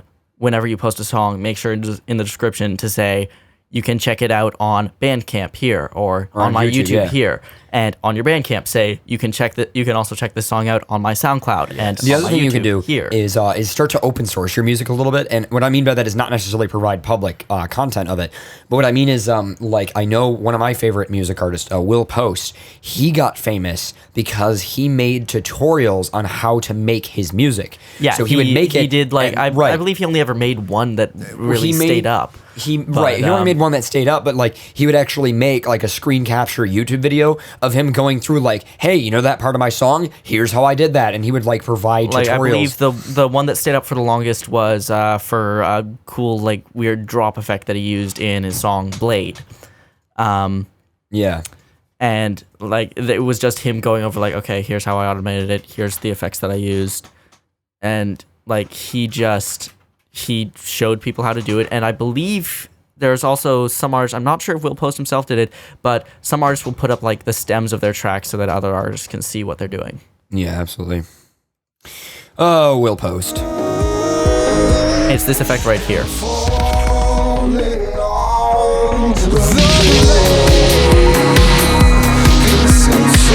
Also, how does it feel to actually have snow there? I've never been in a country with 4 seasons before, so I wonder if the chilling feeling is the same as being in a really cold air-conditioned room. Sort of, only even colder, like way colder. A lot of people like snow. Honestly, after this many years of living in one of the most snowed areas of the country, I'm fucking done.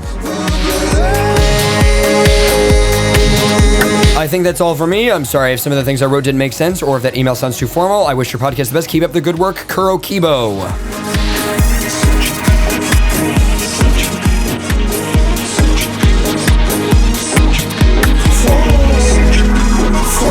So, you guys have another email that you want to read? I do. Awesome.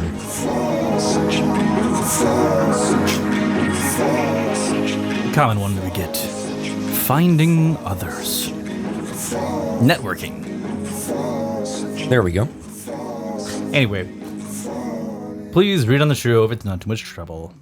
Happy faces of dragons and stuff like that. Hello, the amazing members of FurCast. I'm an asexual 20-year-old female wolf therian, and also a furry, currently living in Searcy, Arkansas. And I am having an extremely unfruitful search in finding any others, both furry and therian, which is, I'm sure, understandably frustrating. I would say it's easier to look for furry before trying to find therian. That would be I don't know. I From agree. the experience of what Therians barely have a community. and when they do, it's really strange in itself. Well, it's not that it's strange. It's just that furry is a community and a subculture based around anthropomorphizing animals, whereas Therians, first of all, are not necessarily even into anthros, and second of all, Therianthropy is a spirituality. It's not a community. Now, there are communities of Therians, but I would say it's easier to get started in furry. I mean, there are Therians that don't like furries, and there's furries that don't like Therians, but honestly, don't become one of those, or you're a shitty person. So there you go. Yes. And I'm sure understandably frustrating. As most people know as well, the overall attitude of the state of Arkansas is generally closed-minded, for lack of another word, very Christian, and due to the lack of funding for furry conventions and the inability to travel, due to the lack of a vehicle, as well as my shy, introverted tendencies, I know exactly 2 furries who live in Arkansas. it is very difficult to get in contact with anyone, really. I have a total of 0 friends, and I'm feeling a bit of isolation from like-minded people can be disheartening. I'm unable to join any forums because I'm currently only able to access the internet via mobile, and I am highly considering moving to Oregon in hopes for a better life, but I'm unable to do so for the time being. Any advice that you can give to provide me that for my current situation would be greatly appreciated. Also, if you could suggest an area that would be more heavily populated with furries and or Therians, that would be greatly helpful as well, and impacting my decisions. Thank you for taking the time to read this, and you all deserve cake and any other pastries that catch your fancy, as well as a long and happy lives. P.S. I love the show and look forward to listening every week. Thank you for doing what you do, and please don't stop what you're doing, what you love. Your antics make me chortle in rapturous glee, and listening to you makes me feel like I'm not so alone. You guys are awesome. With love, Satara. Random mic bang. Sorry, Doesn't Richard random. live in Oregon? Yes, he does. Our old server administrator lived in Oregon. Where the best possible location of furries from Arkansas to a different state would be? I'm not sure. I feel like Atlanta, Georgia. To live in a similar place. If you live in Arkansas and you want to live in a similar place, but it has more furries, Georgia. Or sorry, I can see that. yeah. I would say Seattle. Atlanta, Georgia has a massive population of furries. Not to mention one of the larger furry I conventions. would say in the US. Washington has a very big state. Not DC, but Washington, the state. Like Seattle, there's a lot of Seattle furs. Rainforest is in Seattle, I believe. There's also a lot of Vancouver furs. So there'd be a lot of Canadian border crossings going on. Yeah, so Washington itself has a lot of furries. Yeah. A lot of furries that I know that live in Washington, or at least in the Seattle area. Or I would say the 2 highest furry populations in the world are Southern California and London. Those are the 2 highest furry to human ratio population things. I don't know, what would the other be areas? There's a lot of other areas, like Delaware area has a high population of furries. Yeah, it does. Because it's really because those states are so close together that like it's not really that the one state has it, but there's such a nice Yeah. area right there around DC and everything. I'd that say has- definitely like, Bay Area, LA, San Francisco. I would say Toronto, definitely. Toronto has a decent size for a community. Yeah. Decent size? All right. Our area has a pretty decent size of furries. To be Yeah, honest. they're all very disconnected though. Definitely the largest furry meat group is definitely London Furs. They have meets that go over like 500 upwards of 1,000 people. So Yeah, like the biggest fur meet in Toronto, I'm pretty sure numbered up to just over 100, I think. I'm pretty sure ours was over 50, right, Pharaoh? Ours was about 100. Oh, really? Yeah, we had well over 100 at one point in time, back when it was actually active and flourishing. Very nice. That was it for that email. Anyway, all right, cool. Do we want to jump over to the interview? Possibly. Okay, cool. Sounds good. So you guys are listening to FurCast Live on XPN. So what we're going to do now is we're going to air an interview that we recorded at Midwest FurFest 2014, otherwise known as GasCon. Which we probably shouldn't call it that, but anyway, so this interview, just want to shout out Fur Media, absolutely fantastic. This interview is lengthy, but it's a lot of back and forth. It's a lot of behind the scenes information from us. It's a lot of behind the scenes information for them. So even if you're interested in us and not Fur Media, it's interesting. If you're interested in other furry podcasts, it's interesting. If you are a fan of Fur Media, it's interesting. So definitely, like, probably one of our better interviews that we've ever done. I would just like to shout out Freeze Frame Fox, who maybe in chat. No, he is not. But well, he might be tuned in anyway. Freeze Frame Fox, I always call him our video producer because he kind of is, and he is the one who filmed and edited the video at Midwest FurFest and gave it to me. So I just We wanted have the corrected edited version one. Yes, we do. We have the edited version of it. So yeah, that's pretty much it. So I guess we'll just go ahead and push that live, and you guys can enjoy. It is, like I said, 43 minutes. So we're gonna end the show on this. So podcast listeners, good night. We will see you in approximately 8 weeks. As for everyone who is listening live right now, stay tuned past this interview because we will do a post show. We'll take some calls. We'll discuss some stuff, what have you. So without further ado, I guess we can go ahead and play our interview with Fur Media. Welcome to the FurCast interview with Fur Media. This is at Midwest FurFest 2014. I am your host, Paradox, the Red Wolf. And I am your host, Pharaoh, the Blue Fox. Well, you were doing animals. I mean, I figured, I should do one too. You should specify that? Yeah. You should specify that enough on the show. You have to specify it in the interview. They already know who you are. I mean, I already said Blue Fox. I already forgot. Anyway. You guys can introduce yourselves. All right, I'm Punya Wa. I'm a host with Fur Media. I'm Space Bear Sparks. I'm also a host. And did you say you were a panda? I am a red panda. She's a red panda. I'm a polar bear husky. Are you sure not any alternative colors? No, Okay. pretty basic. Pretty basic? All right, because he's always going to pull that thing where he does I've got multiple, whatever. Anyway, I like your happy bear from I'm a- Light Shine. Bam! so I guess to start off, first of all, I know you mentioned when we were setting up that this is your first Midwest FurFest. How's the con going for you guys?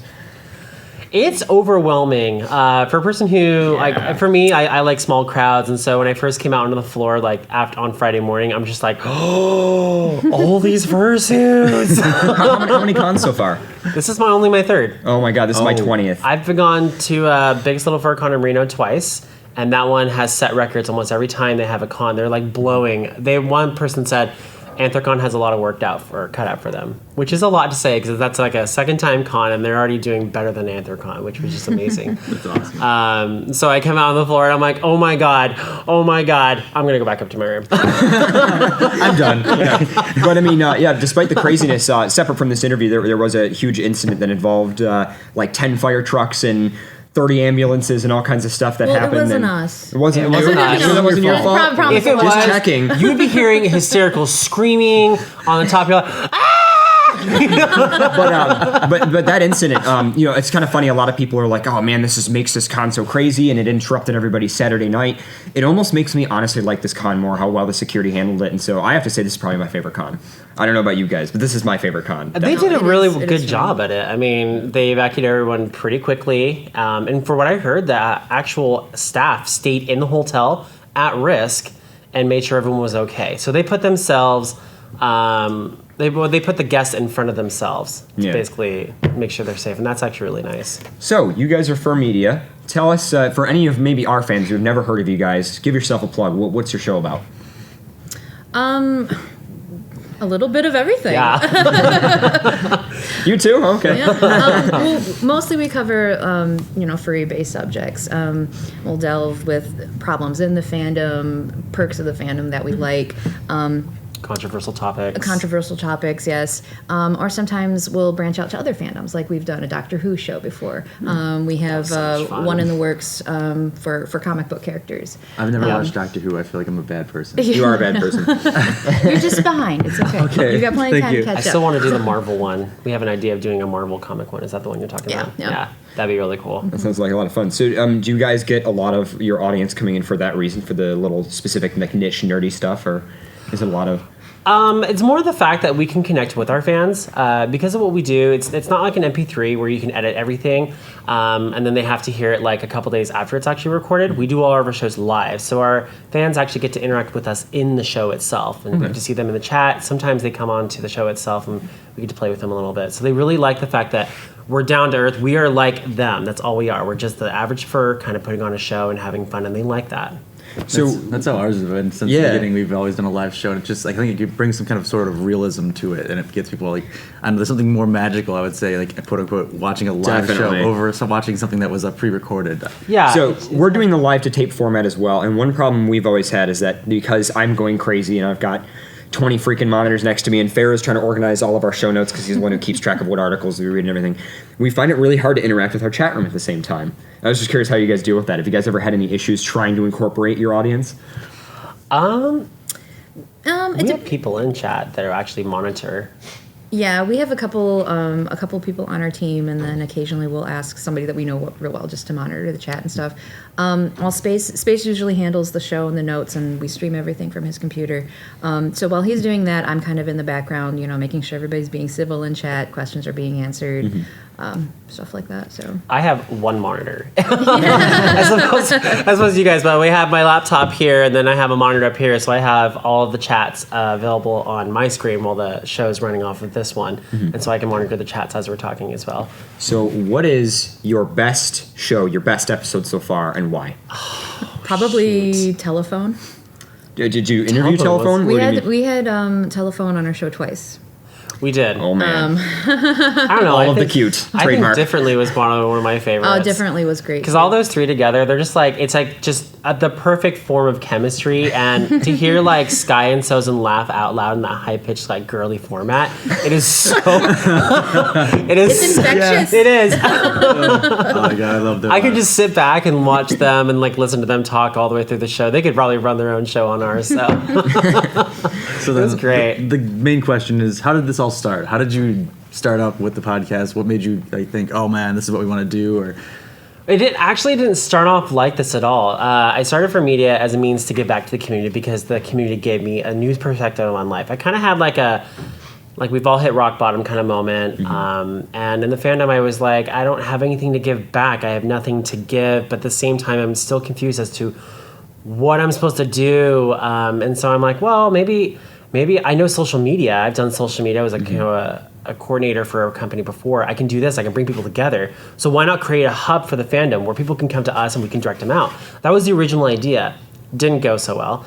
And eventually, in time, we evolved it and we started doing shows and we started seeing that people really like these kinds of shows. So we started doing topics like, how to do this, or maybe I think we did one called Fighting Depression, which was a good one for a lot of furries. We've had people come to us and say, hey, you guys have saved our lives, or I just got out of rehab. So you guys do a lot of the like, not exactly self-help, but people coming to you with questions and stuff like that. Yeah, and then we kind of base our topics off of their suggestions or their comments. So I have a question for you. I'm sure you've probably never been asked this question before. How do you tell your parents you're a furry? Good answer. Good answer. I don't know. I think the best way to say it, like, because most people are like, well, what is it? Like, I told my mom, like, I'm in the furry fan, and she's like, now, John, I saw something on CSI, and I'm like, no, it's not what that is. Let me explain it to you.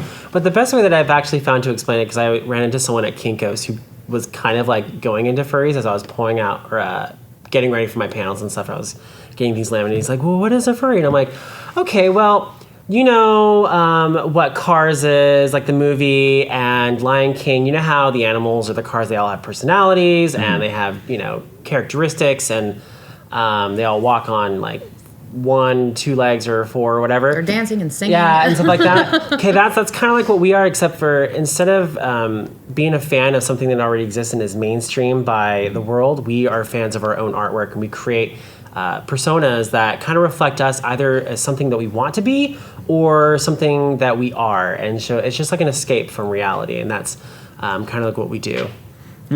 So, I mean, we get that question, oh my God, like at least several times a show. Yeah, that's what we're asking, how many fans ask you, how do I, this is my first time in the fandom, how do I tell my parents? We have a video for that. You have a video? We Yeah. did nice. an interview. We did a specific episode a long time ago. We probably should redo that, by the way. We want to do a Q&A on our website for it as well. But, what is the standard interaction model between your family? I mean, I know you have like a chat room. Do you guys do like people email in? And if so, how do you sort that stuff? We usually try to get them excited a couple days for show, and we'll engage them in questions on Facebook and Twitter. A lot of times it'll be directly involved with a topic, or slightly off topic, something we can branch off to in the show. But we really focus on having our fans be our show, so we want to hear from them. What do you want to see? Who do you want to see? Who do you want on the show? What do you want us to do? Would you like to be on the show? And we get a lot of people just so gung-ho about it. I mean, maybe they felt like the same way when Space was explaining, I have nothing to give back. Well, this is their chance to give back. Right, yeah. And you were, excellent. You were explaining before too that we have two of you here, but how many people actually help you with the whole FurMedia? How many? What's your kind of like core staff? So it's me, Punya. Then we have Icy. We have an IT on standby, so Rogue. Oh, wow. And then we have a photographer who has done interviews with Fox and More and Easy Wolf. And then we've got Epirix, and then we have 2 webby nerdy guys that help us out with our website, and so does Epirix. Webby, do they have Webby? Are they otters? Webby fuzz? Please One tell of me them yes. actually is. One of them actually is. Yes. The other one, shoot, I think he's a monk. So Okay. something along those lines. Good enough. So what's got the other one. guy? 5, 6, 7. It's like 8 of them. 8 people so far. Very nice. Yeah, we pretty much we have a whole TeamSpeak server full of people that help us out, and we used to have this person that would help us out with video production stuff, kind of stuff like this interview. His name Freeze Frame is kind of an asshole, but anyway. How's it going? Hi. Is that your age or your IQ?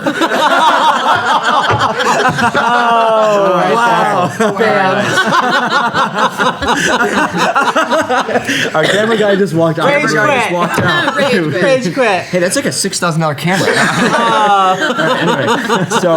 Anyway, so yeah, good stuff.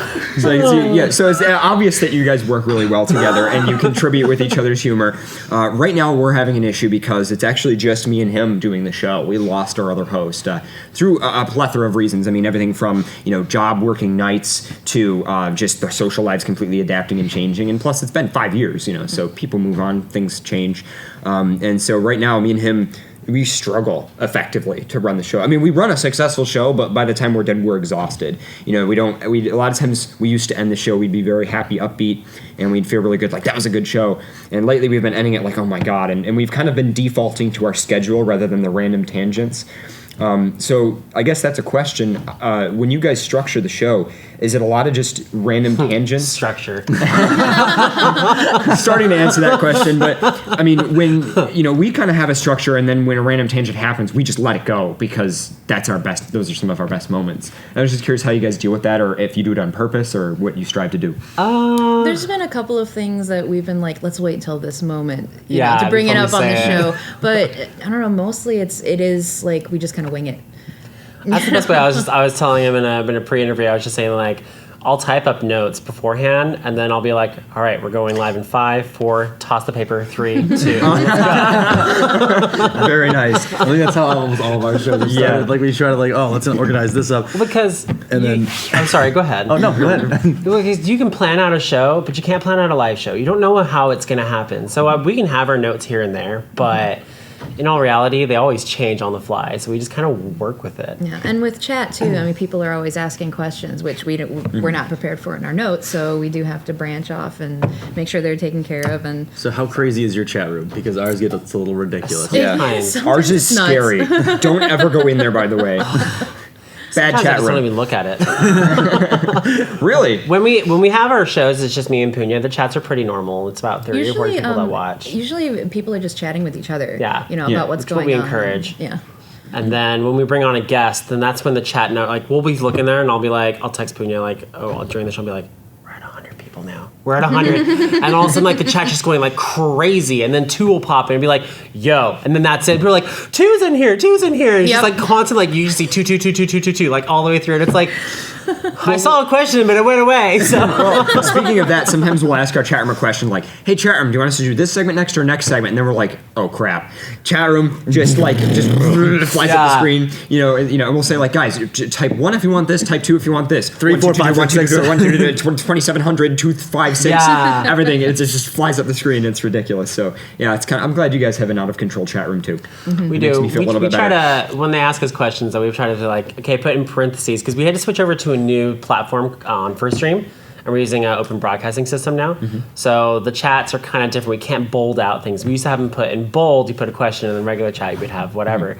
But now we can't really determine which one is actually chat and which one is actual questions. We try to put like pound question pound and then people are like pound what pound. I'm like, that's not a question. You mean hashtag? Hashtag. Yeah, pretty much. But wow. So how many shows have you done thus far? Too many. Good answer. There we go. That's what it is. We do major shows, the Fur Media shows every 2 weeks. So that's 2 shows per month.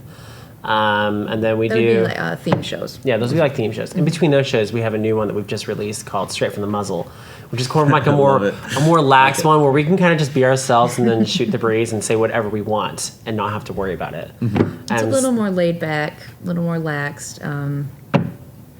Not. The topics aren't really planned out. I usually pull No. the topics up out of my butt, out of like the first couple hours before we go on. I'm like, okay, we're gonna be talking about this, and then we're gonna play a game, and who cares what happens? So Yeah, we've done like Cards Against Humanity online and wow, things okay. like Yeah. that. So Yeah, what do you think your not average age, but what's like the majority of people who tune in? well, so that's kind of like, I guess that's my area of expertise. I monitor the analytics of our Facebook and our YouTube a lot because we actually upload all of our shows onto YouTube. So that's where I'm getting all my stuff from. And we're getting a lot of people that come from North America and then a little bit of Europe as well. And between the ages of mostly male, between the ages of like 20 and 30, and then a little bit between 30 and 45. So, and then there's a little bit of the women in there too. But I'd like to see that number kind of balance out. I don't think it'll ever will, maybe in time, but we cater to maybe 20-year-olds, 30-year-olds. Sounds about right. We definitely have some younger audience, like maybe 13 and up, but mostly like 18 and up is like kind of our big range. Probably like I'd say 16 to 25 is probably like our major thing. And of course that affects us a lot because of the emails we get and the interaction we get and stuff. So how much do you guys prepare for a show? How much goes into before you, and I'm sure it's probably different every time in certain cases, but Especially on who you're interviewing or who you're setting up with an interview. yeah, I mean, even us doing interviews, we've had times where we sit down, we have a whole list of questions, we know which questions we want to ask, And then there's other times like this where we're just like, hey, how's it going? Let's do an interview. Bye. it's usually a couple of days. Space and I usually really start to buckle down. We have our shows on Tuesday, so right around Sunday, Monday. But like between shows throughout the week, we're always messaging each other saying, let's do this, put this in. Can you get online for 10 minutes so we can talk about this? So like, I guess overall it's kind of hard to it depends. If there's going to be like a major guest that we know we're going to have a lot of questions for, then I'll make sure to get onto Skype and try to get a hold of that guest and then start asking him like, okay, what can I say and what can I not say? Let me get to know you a little bit better. I like to actually get to know my guest before we bring them on, just because we've had issues in the past. So now I'm a little bit more reserved on who I bring onto the show. Without naming names, now that you mentioned that, what was an issue that you might have encountered when hosting a guest on this show? we had one issue that turned into a stalker issue. For you or for someone else? For me. wow. To the point where I was getting things sent to my old address that I didn't live in anymore. So This is your old address. yes. It's been resolved since then, but it was very annoying and distracting during the show because this person would always be in the chat and stir things up and Oh my god. Wow. Yeah. Well, he would kind of like victimize himself, say, I'm sorry if I made you mad. I was like, we're in the middle of a show, man. Come on. Shut up. Because now everybody's going to be like, what happened? What happened? It's none of your business. Exactly. Wow. Yeah. So our worst, not really PR disaster, but I would say one of our worst things was probably when we recommended Pounced to a 14-year-old, not knowing they were 14. Some person emailed into the show and was like, where do I find other furries? We just recommended a whole list of websites. Could I explain that story before you just say you recommended Pounds? It was someone that emailed into the show and was like, listen, I'm looking for advice on finding furries. This was way back, like one of our beginning shows. Probably episode like 30 or Oh 40. my God, yeah. this is so many years ago. And so the person emailed in. That's one of the things you can't really tell how old a person is when they're emailing into the show. I mean, we recommend, this isn't, we put up a disclaimer on the show, but people aren't going to listen to that. I mean, people who read disclaimers. When was the last time you read a disclaimer? I never read them. I just skip over them. So the You heard it here first. So the person emailed in and said, listen, I'm in this area. I want to know how to find furries. And back then, there wasn't really too many sites. I mean, that was before even a lot of the FA groups started popping up. So we're like, well, listen, you can go to IFPL, which was that old internet furry proximity locator. That was when we were looking at that. I think that's how I found you, like almost 10 years ago. And then there was Pounced, which at the time was like kind of dating, but also kind of you could find people in your area or something like that. I never used it. Like turned into like this is what it's gonna be kind of site. Right. And then there's FA, and then I think there was like one other thing that we suggested, and I just typed them all out into the email. I was like, listen, these are some options that you could find since you asked to be emailed back, yada yada yada. And then got a return email from this individual's parents saying, don't you ever email my son or daughter adult websites again, or I will find you and report you to the police. Oh my god. Oh, snap. So I was, okay. I I was say, like, excuse me, your daughter found us. I didn't email them back. I just left it at that. I was like, That's just gonna stay right there. Yeah, Okay. Wow, that's an interesting Yeah. story. that was an experience, yeah. We Never try had that to problem. keep our shows fairly PG. Like we'll go on to How's that working for you? pretty good. Yeah. Pretty good. There'll be a slip up every once in a while, but like we'll feature artists on FA, so we always have to make sure like the safer work filter is on. No and boob everything, shots. So no boob shots. Oh, Once in a wow. while, I'll forget that the safer work filter isn't on. I'll be like, oh, crap, hold on one second. I'll like minimize Close the your screen. eyes. Don't look.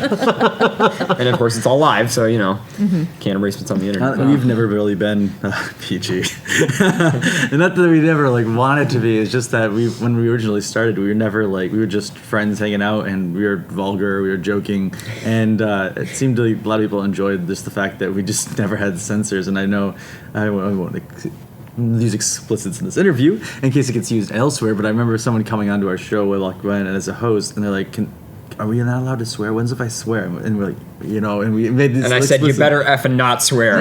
Right on air, I said that. Yeah. So That sounds like something I would say to you. So speaking of like interviews and guests and stuff, what do you guys do in terms of that? Do you guys have people in the studio, or other people Skype in? Or I mean, I know you mentioned you had telephone, and you've had a few other people on. So we used to do like video intros. So we would bring them in and would kind of be like a 30. Sophisticated. 30. I went to a website and I had it like I used to build it myself, but it took way too long. I'm like, I'm not doing this shiz. So I went to another website, Anymoto, which is really good. And I kind of put things together, and that actually worked out really well. So that's how it was. And then we would do our introduction and kind of welcome our attendees and be like, hey, how's everyone doing? Not that you can answer. We'll go ahead and go going, and then we'll kind of shoot the breeze, kind of do our featured artists throughout the show. It's like a little icebreaker before the show. Yeah. We'll tap back into Facebook and say, well, this is what we asked, and if you missed the question, what do you think about it? So all of our shows kind of just ended up developing into like an intro banter section where we gave a summary of the week or summary of what we're going to do in the show, and then sometimes a recap of if we're at a con or something like that, and that's how we started usually our shows. very cool. Very cool. Yeah, and then we go into major topic, and that usually is about 20 minutes or so. And that depends on what we're talking about. It could be about relationships. It could be about a very specific topic. It could be about music, dances. We could have a guest on the show, and that's what we'll ask them their questions. And then we'll segue into Q&A, which is probably one of our favorites because our attendees either ask outrageous questions or... Where do they ask the questions? What? Where do they ask the questions? Only in chat? Or? Only in chat. They have to be in chat to participate, and that's that we're forcing them to participate with our show. We read off their names so that way they get recognition. It's an amazing idea, actually. Yeah. Like, good job with that. I've actually so- watched a few shows. Do you allow and anonymous questions? Or not that everyone else in the chat room can't see who it is, but I mean, obviously I suppose I could just log in with an anonymous name, but... I don't know. I think we've never really had like anybody botting, I guess, in the chat. But we usually we put up restrictions for our questions, like no personal questions. Don't ask us something ridiculous like how many pancakes can you eat upside down on the moon. How many? Answer that question right now. Well, and we always tell them, if you're not sure about a question, go ahead and ask. If we refuse, that's all right. If we answered, lucky you. Yeah. Sometimes I'll just be going through like, skip that question. What was the one we had a discussion see who it on? was. Can you take on an infinite amount of 3-year-olds? Oh God. So we a lot of times, like, we'll read an article and we'll argue about something, and a half an hour will go by, and all of a sudden someone will bring the argument back up. Like, it was obviously still cooking in their mind for the past half an hour, and we brought up this discussion about what was it? It was how many, or could you take on an infinite stream of 5-year-olds who are trying to kill you? And we came up with all these rules, and we just had this half an hour, 45-minute discussion about this theoretical, like, could this be possible? And we were like thinking, like, how could you do it? Well, you could take the 5-year-olds and you could use the 5-year-olds as weapons against the other 5-year-olds. And it was just like this ridiculous and just someone in the chat ended up raising completely the question. unplanned. Completely unplanned. And someone's like, could you take on an infinite amount of 5-year-olds? And I was like, I don't think anyone could take. You'd run out of stamina. And then that's when it spawned into the discussion of, no, it wouldn't. And then there was an argument of you could take on an infinite amount of 5-year-olds, and we were arguing, as when we had our third host as well at the time, about how you could take on an infinite amount of 5-year-olds, and we kept disagreeing with each other, and then it just kind of spiraled out of control into madness. You could do it. I would just like to say I've worked in childcare for a very long time, and it's not doable. Sugar. That's all you need. Sugar. That answers There's that a question. Throw some limit. sugar down on the There's floor. a limit. He's saying that sugar is all you need. Yeah, So, sugar. Maybe he's right, and maybe, I don't know. Oh, it depends on how quickly you want If to there die. is a wave of 5-year-old midgets running my direction, I'm going to throw like lollipops in the other direction. They're just going to go and go away. So your plan is distraction. Yeah. All distraction until you reach a safe place. Yep. Okay. And then I'll figure out my other plan. I'm glad you guys have joined this. Now it's an ongoing thing. You're in it now. You can't escape. Can't escape. So after Q&A, what happens after Q&A? Then we pretty much end the show because that's the end of the show is Q&A. And we Sometimes, if we don't have anything going on later on or the next day, we'll run the show a little longer. We try to hit at least 60 minutes, but sometimes we've gone We've gone 90, over it. sometimes Yeah. longer. It depends on the show itself and how willing the fans are wanting to stay. A lot of times people will just linger and chat after the show and talk. And So what is an upcoming plan or a change that you're excited to make, planning on making?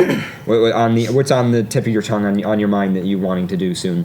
Well, nothing major is happening anytime soon. We're taking a break in January, just because we all too. we all need a break. We need a break. We've been doing this like nonstop throughout the whole year. This panel that we had was our last like hoorah, and then we'll do a review later on December. And then I was kind of planning on revamping our logo a little bit and our outlook, and I'm looking for journalists because we're working on our website. we have back videos that we still need to upload onto YouTube, ones that we would like to redo. Yeah. Excuse me. We have some ideas for. We wanted to have people. Little shiver there. Your phone. Hi. Can I tell them At least about you muted the, it. He doesn't mute his phone during the show. Can I tell them about the foods, the weird foods ideas? Yes. You're Oh my telling us God. regardless. You're Yes. telling us. We wanted to have a couple shows where people suggest different foods, whether it's just combinations or something from, I don't know, the ethnic food aisle or whatever, and have us eat them on the show and see if they're really gross. I am so sorry. I'm so sorry for you because of what I did to you. You did it to yourself. I did it to myself too. He came up with this charity show thing where we had to eat bugs. Oh no, like We Fear did it. Factor. Well, we were doing the Extra Life, and I decided that I was going to do a bunch of just different stunts, and ended up getting a random assortment of things together. Not as much as I wanted to, but I wanted to do something even like similar to that. But I wanted to go extreme with it, so I ended up getting like a bunch of like assortment of bugs, and it was gonna like they're all I cooked. and hate everything. you so much. I know you do. He did not. So, what did you guys get involved in? What's We haven't done it yet.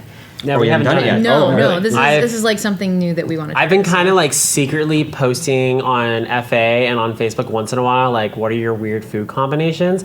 And we ask these questions because they don't know they're going to be actual like shows and stuff, but we ask these questions to get ideas of what our fans are thinking. And I haven't seen, they're all pretty good. I mean, I like weird foods. Like, I like peanut butter and pickle sandwiches, and some people think that's gross. I think that's. Are you pregnant? Yes. with peanut butter and pickles. Oh my god. So Okay, did you add on that? I mean, I like weird foods too because I can eat bologna and chocolate. I don't know if it's Oh, what is wrong with you? What is, you're eating peanut butter and pickles. That's Why- gross. how do you like that and you don't like mayonnaise? I hate mayonnaise. Mayonnaise Why? is amazing. Man, I love mayonnaise. No. I drink pickle juice right from the jar, so Well, I hear actually if you drink pickle juice from the jar and you go working out, it's actually better for you than drinking Gatorade. yeah, it is good for you. Which is still gross. I'll stick with Gatorade. Yeah. Somehow I feel that none of us qualify for a nutrition podcast. But Today we're gonna have a peanut butter and pickle sandwich followed by a bologna and chocolate. unhealthy cast. Go. And for dessert. Yeah, but one thing with the food shows is that it would give us a chance to have a live video feed of us on the Yeah. show, which I don't think we've really done that. I've done a couple of tests with Strafe the Muzzle. Strafe the Muzzle is still very much a test show. It's been announced, but it's not like completely official. And we had Rogue get face rig on there, and so we did that. And people were like, "Wow!" So Rogue is like, I could actually see Rogue's facial expressions, and he's very like sassy. He's pretty sassy for a straight guy too. So and he would just give me these faces. I'm like, "Don't look at me like that." yeah. And I'm like, that would be cool to have, but. Don't want to hear it, Pharaoh. But we've done one where they've seen my face and they were like, "Oh, I like your beard." I'm like, "Oh, thanks." Just be warned, when you start doing live video, you are going to get so many screen captures of your face in any awkward moment you could possibly think of. I So hope when- they meme my face. We're ready. Yeah, we want it. Believe me, you say that now, but just wait, because there is a lot of my face everywhere on the most ridiculous things. And sometimes people like to edit my face with gigantic phallic objects going into them and then post them online to where my family sees them and then thinks that I have a sexual, desire for different objects. Now I've got ideas. Hi, I play the cameraman. Yeah. How are you? Yeah. So question. So You should have said that. so I have a question. I have a question for you guys. Do you guys have any person on your crew on your team that always likes to make gifs, gifs of you guys doing stupid crap? I mean, how often do you guys end up in a meme image? think so. No, not really. No. So lucky. We're pretty. Wait, oh yeah, I think we didn't even ask that. Do you do any like live stream video, or you're just audio only, or No, we're live stream. You're It's live. We have a screen capturing program, and we have slides that we custom make for the background so they can see it. And we constantly do that because if you watch an image over and over and over again, it gets implemented into your brain. So every time they see it, they're gonna be like, "Oh, for media." And then sometimes if we're doing like artist critique, then we'll pull up the images on high res and they can see all the different things that we're critiquing about. So we try to make it very visual as much as we can for them. Very nice. They don't actually get to see our face. They get to hear our voices and they get to watch what we're doing on our screen. Okay. then you're in for a whole new game once your face comes into play. I'm ready for it. You're worst. Oh my god. You hear that, fans? I'm not ready. worried.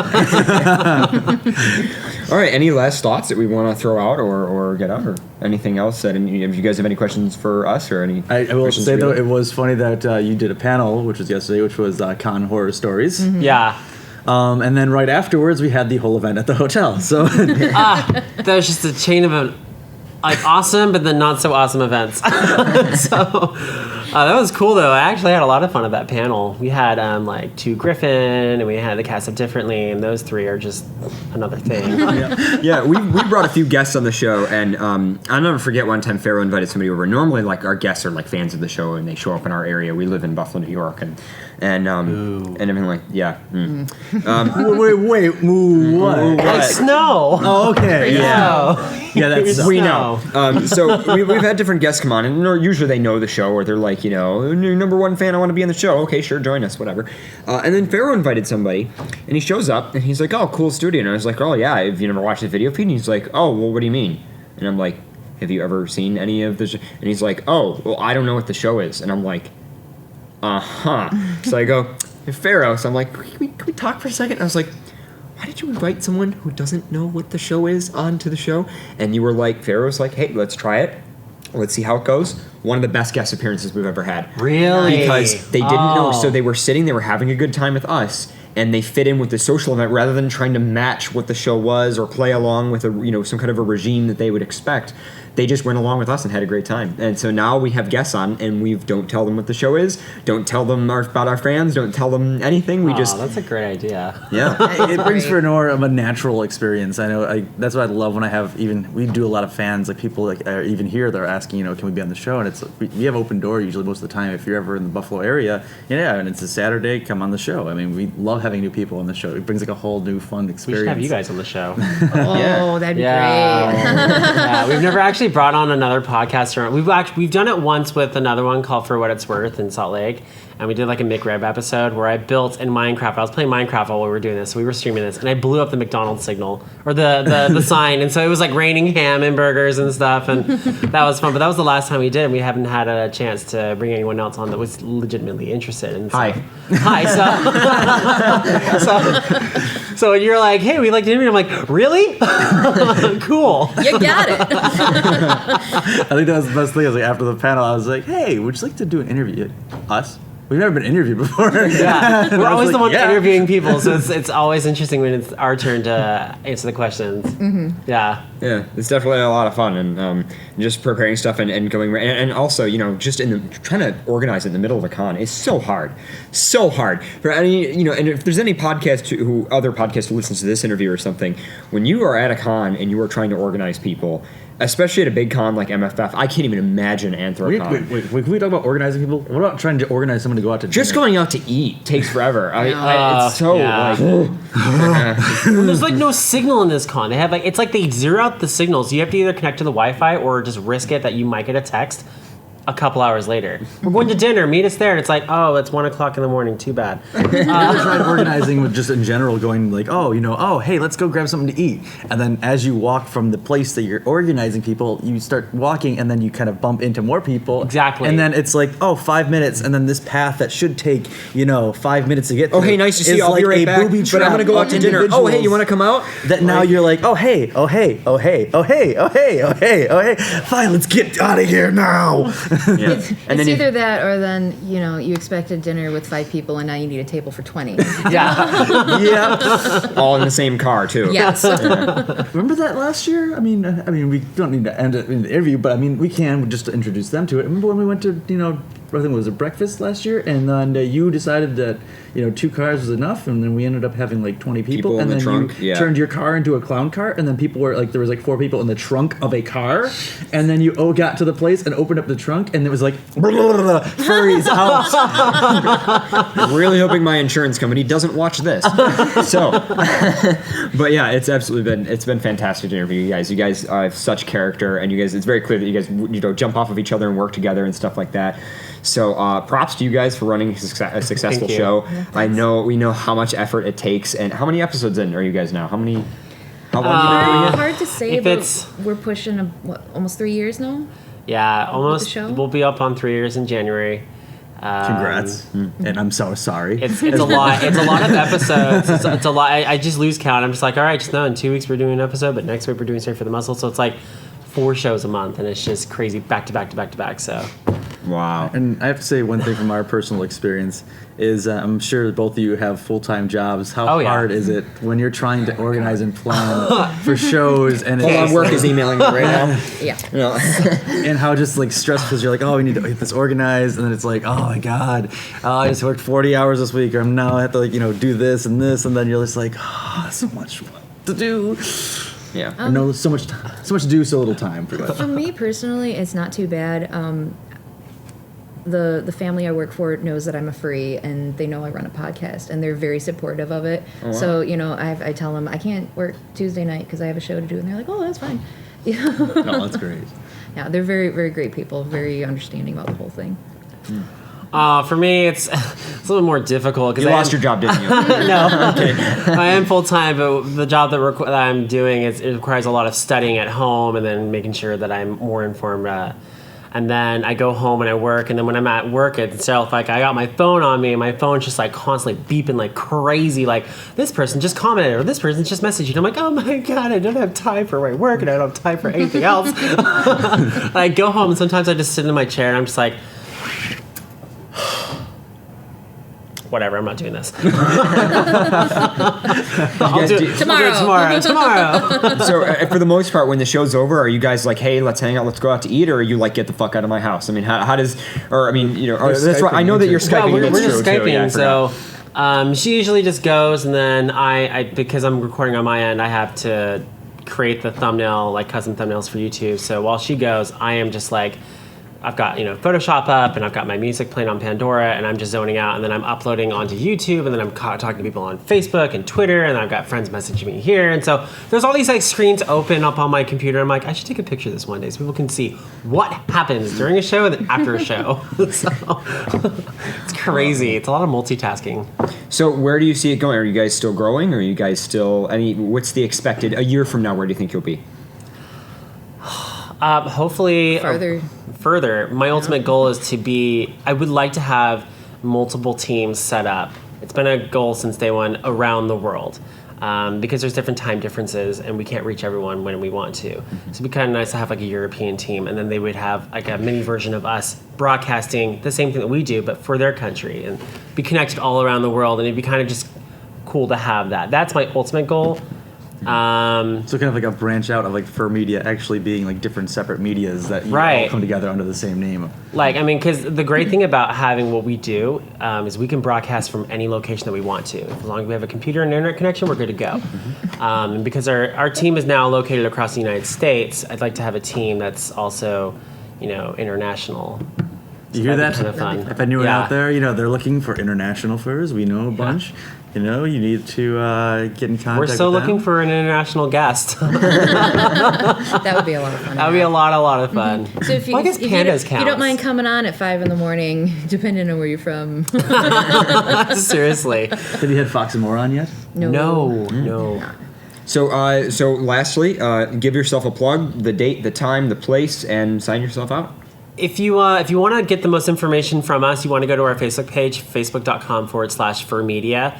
And then you can also follow us on Twitter, which is @FurMedia, and then on YouTube, which is FurMedia Pro. And all you have to do literally is just type in FurMedia onto YouTube, because I do a little dirty tagging system. So even if you type in FurCast, we'll pop up too. So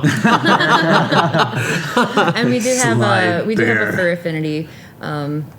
For media, we are also on there. Yes. And Weasel. So if you're an artist out there and you want your artwork featured, maybe you want to come on as a guest, you can always message us onto Fur Affinity, and we're always looking for new artists to feature. And not just artists, we want dancers, we want writers, music, anyone. everything. So I guess we can release one thing. We do have one controversial guest that we're bringing on.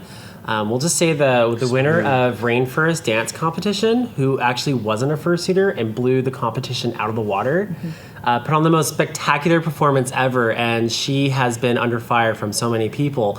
Just because she was not in a fursuit. Yeah, and I have she a lot was of costumed, but I have a few friends that are up in like the fursuit, like they're the popular fursuit dancers, and they're like, this is, she should be ashamed of herself, and I'm like, what's this person's name? Where can I find this person?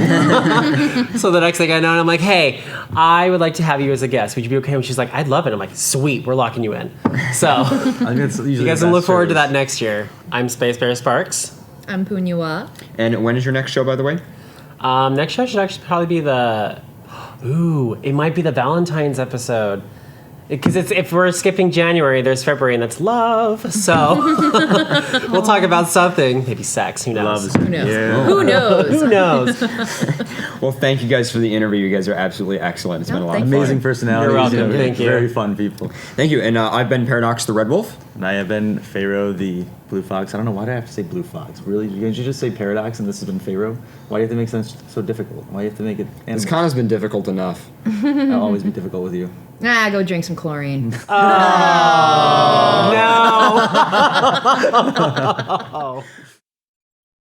So there you go.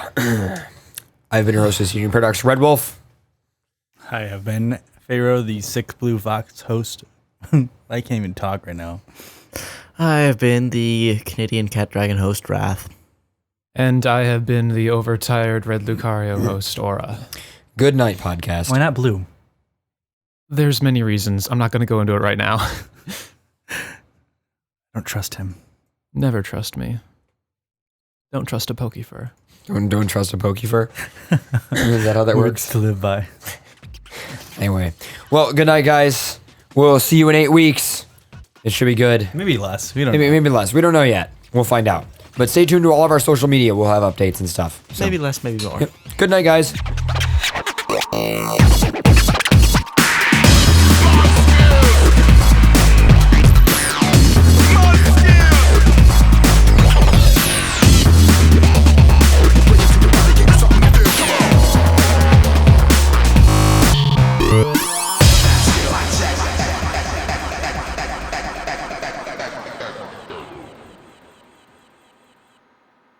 All right, cool. Post show.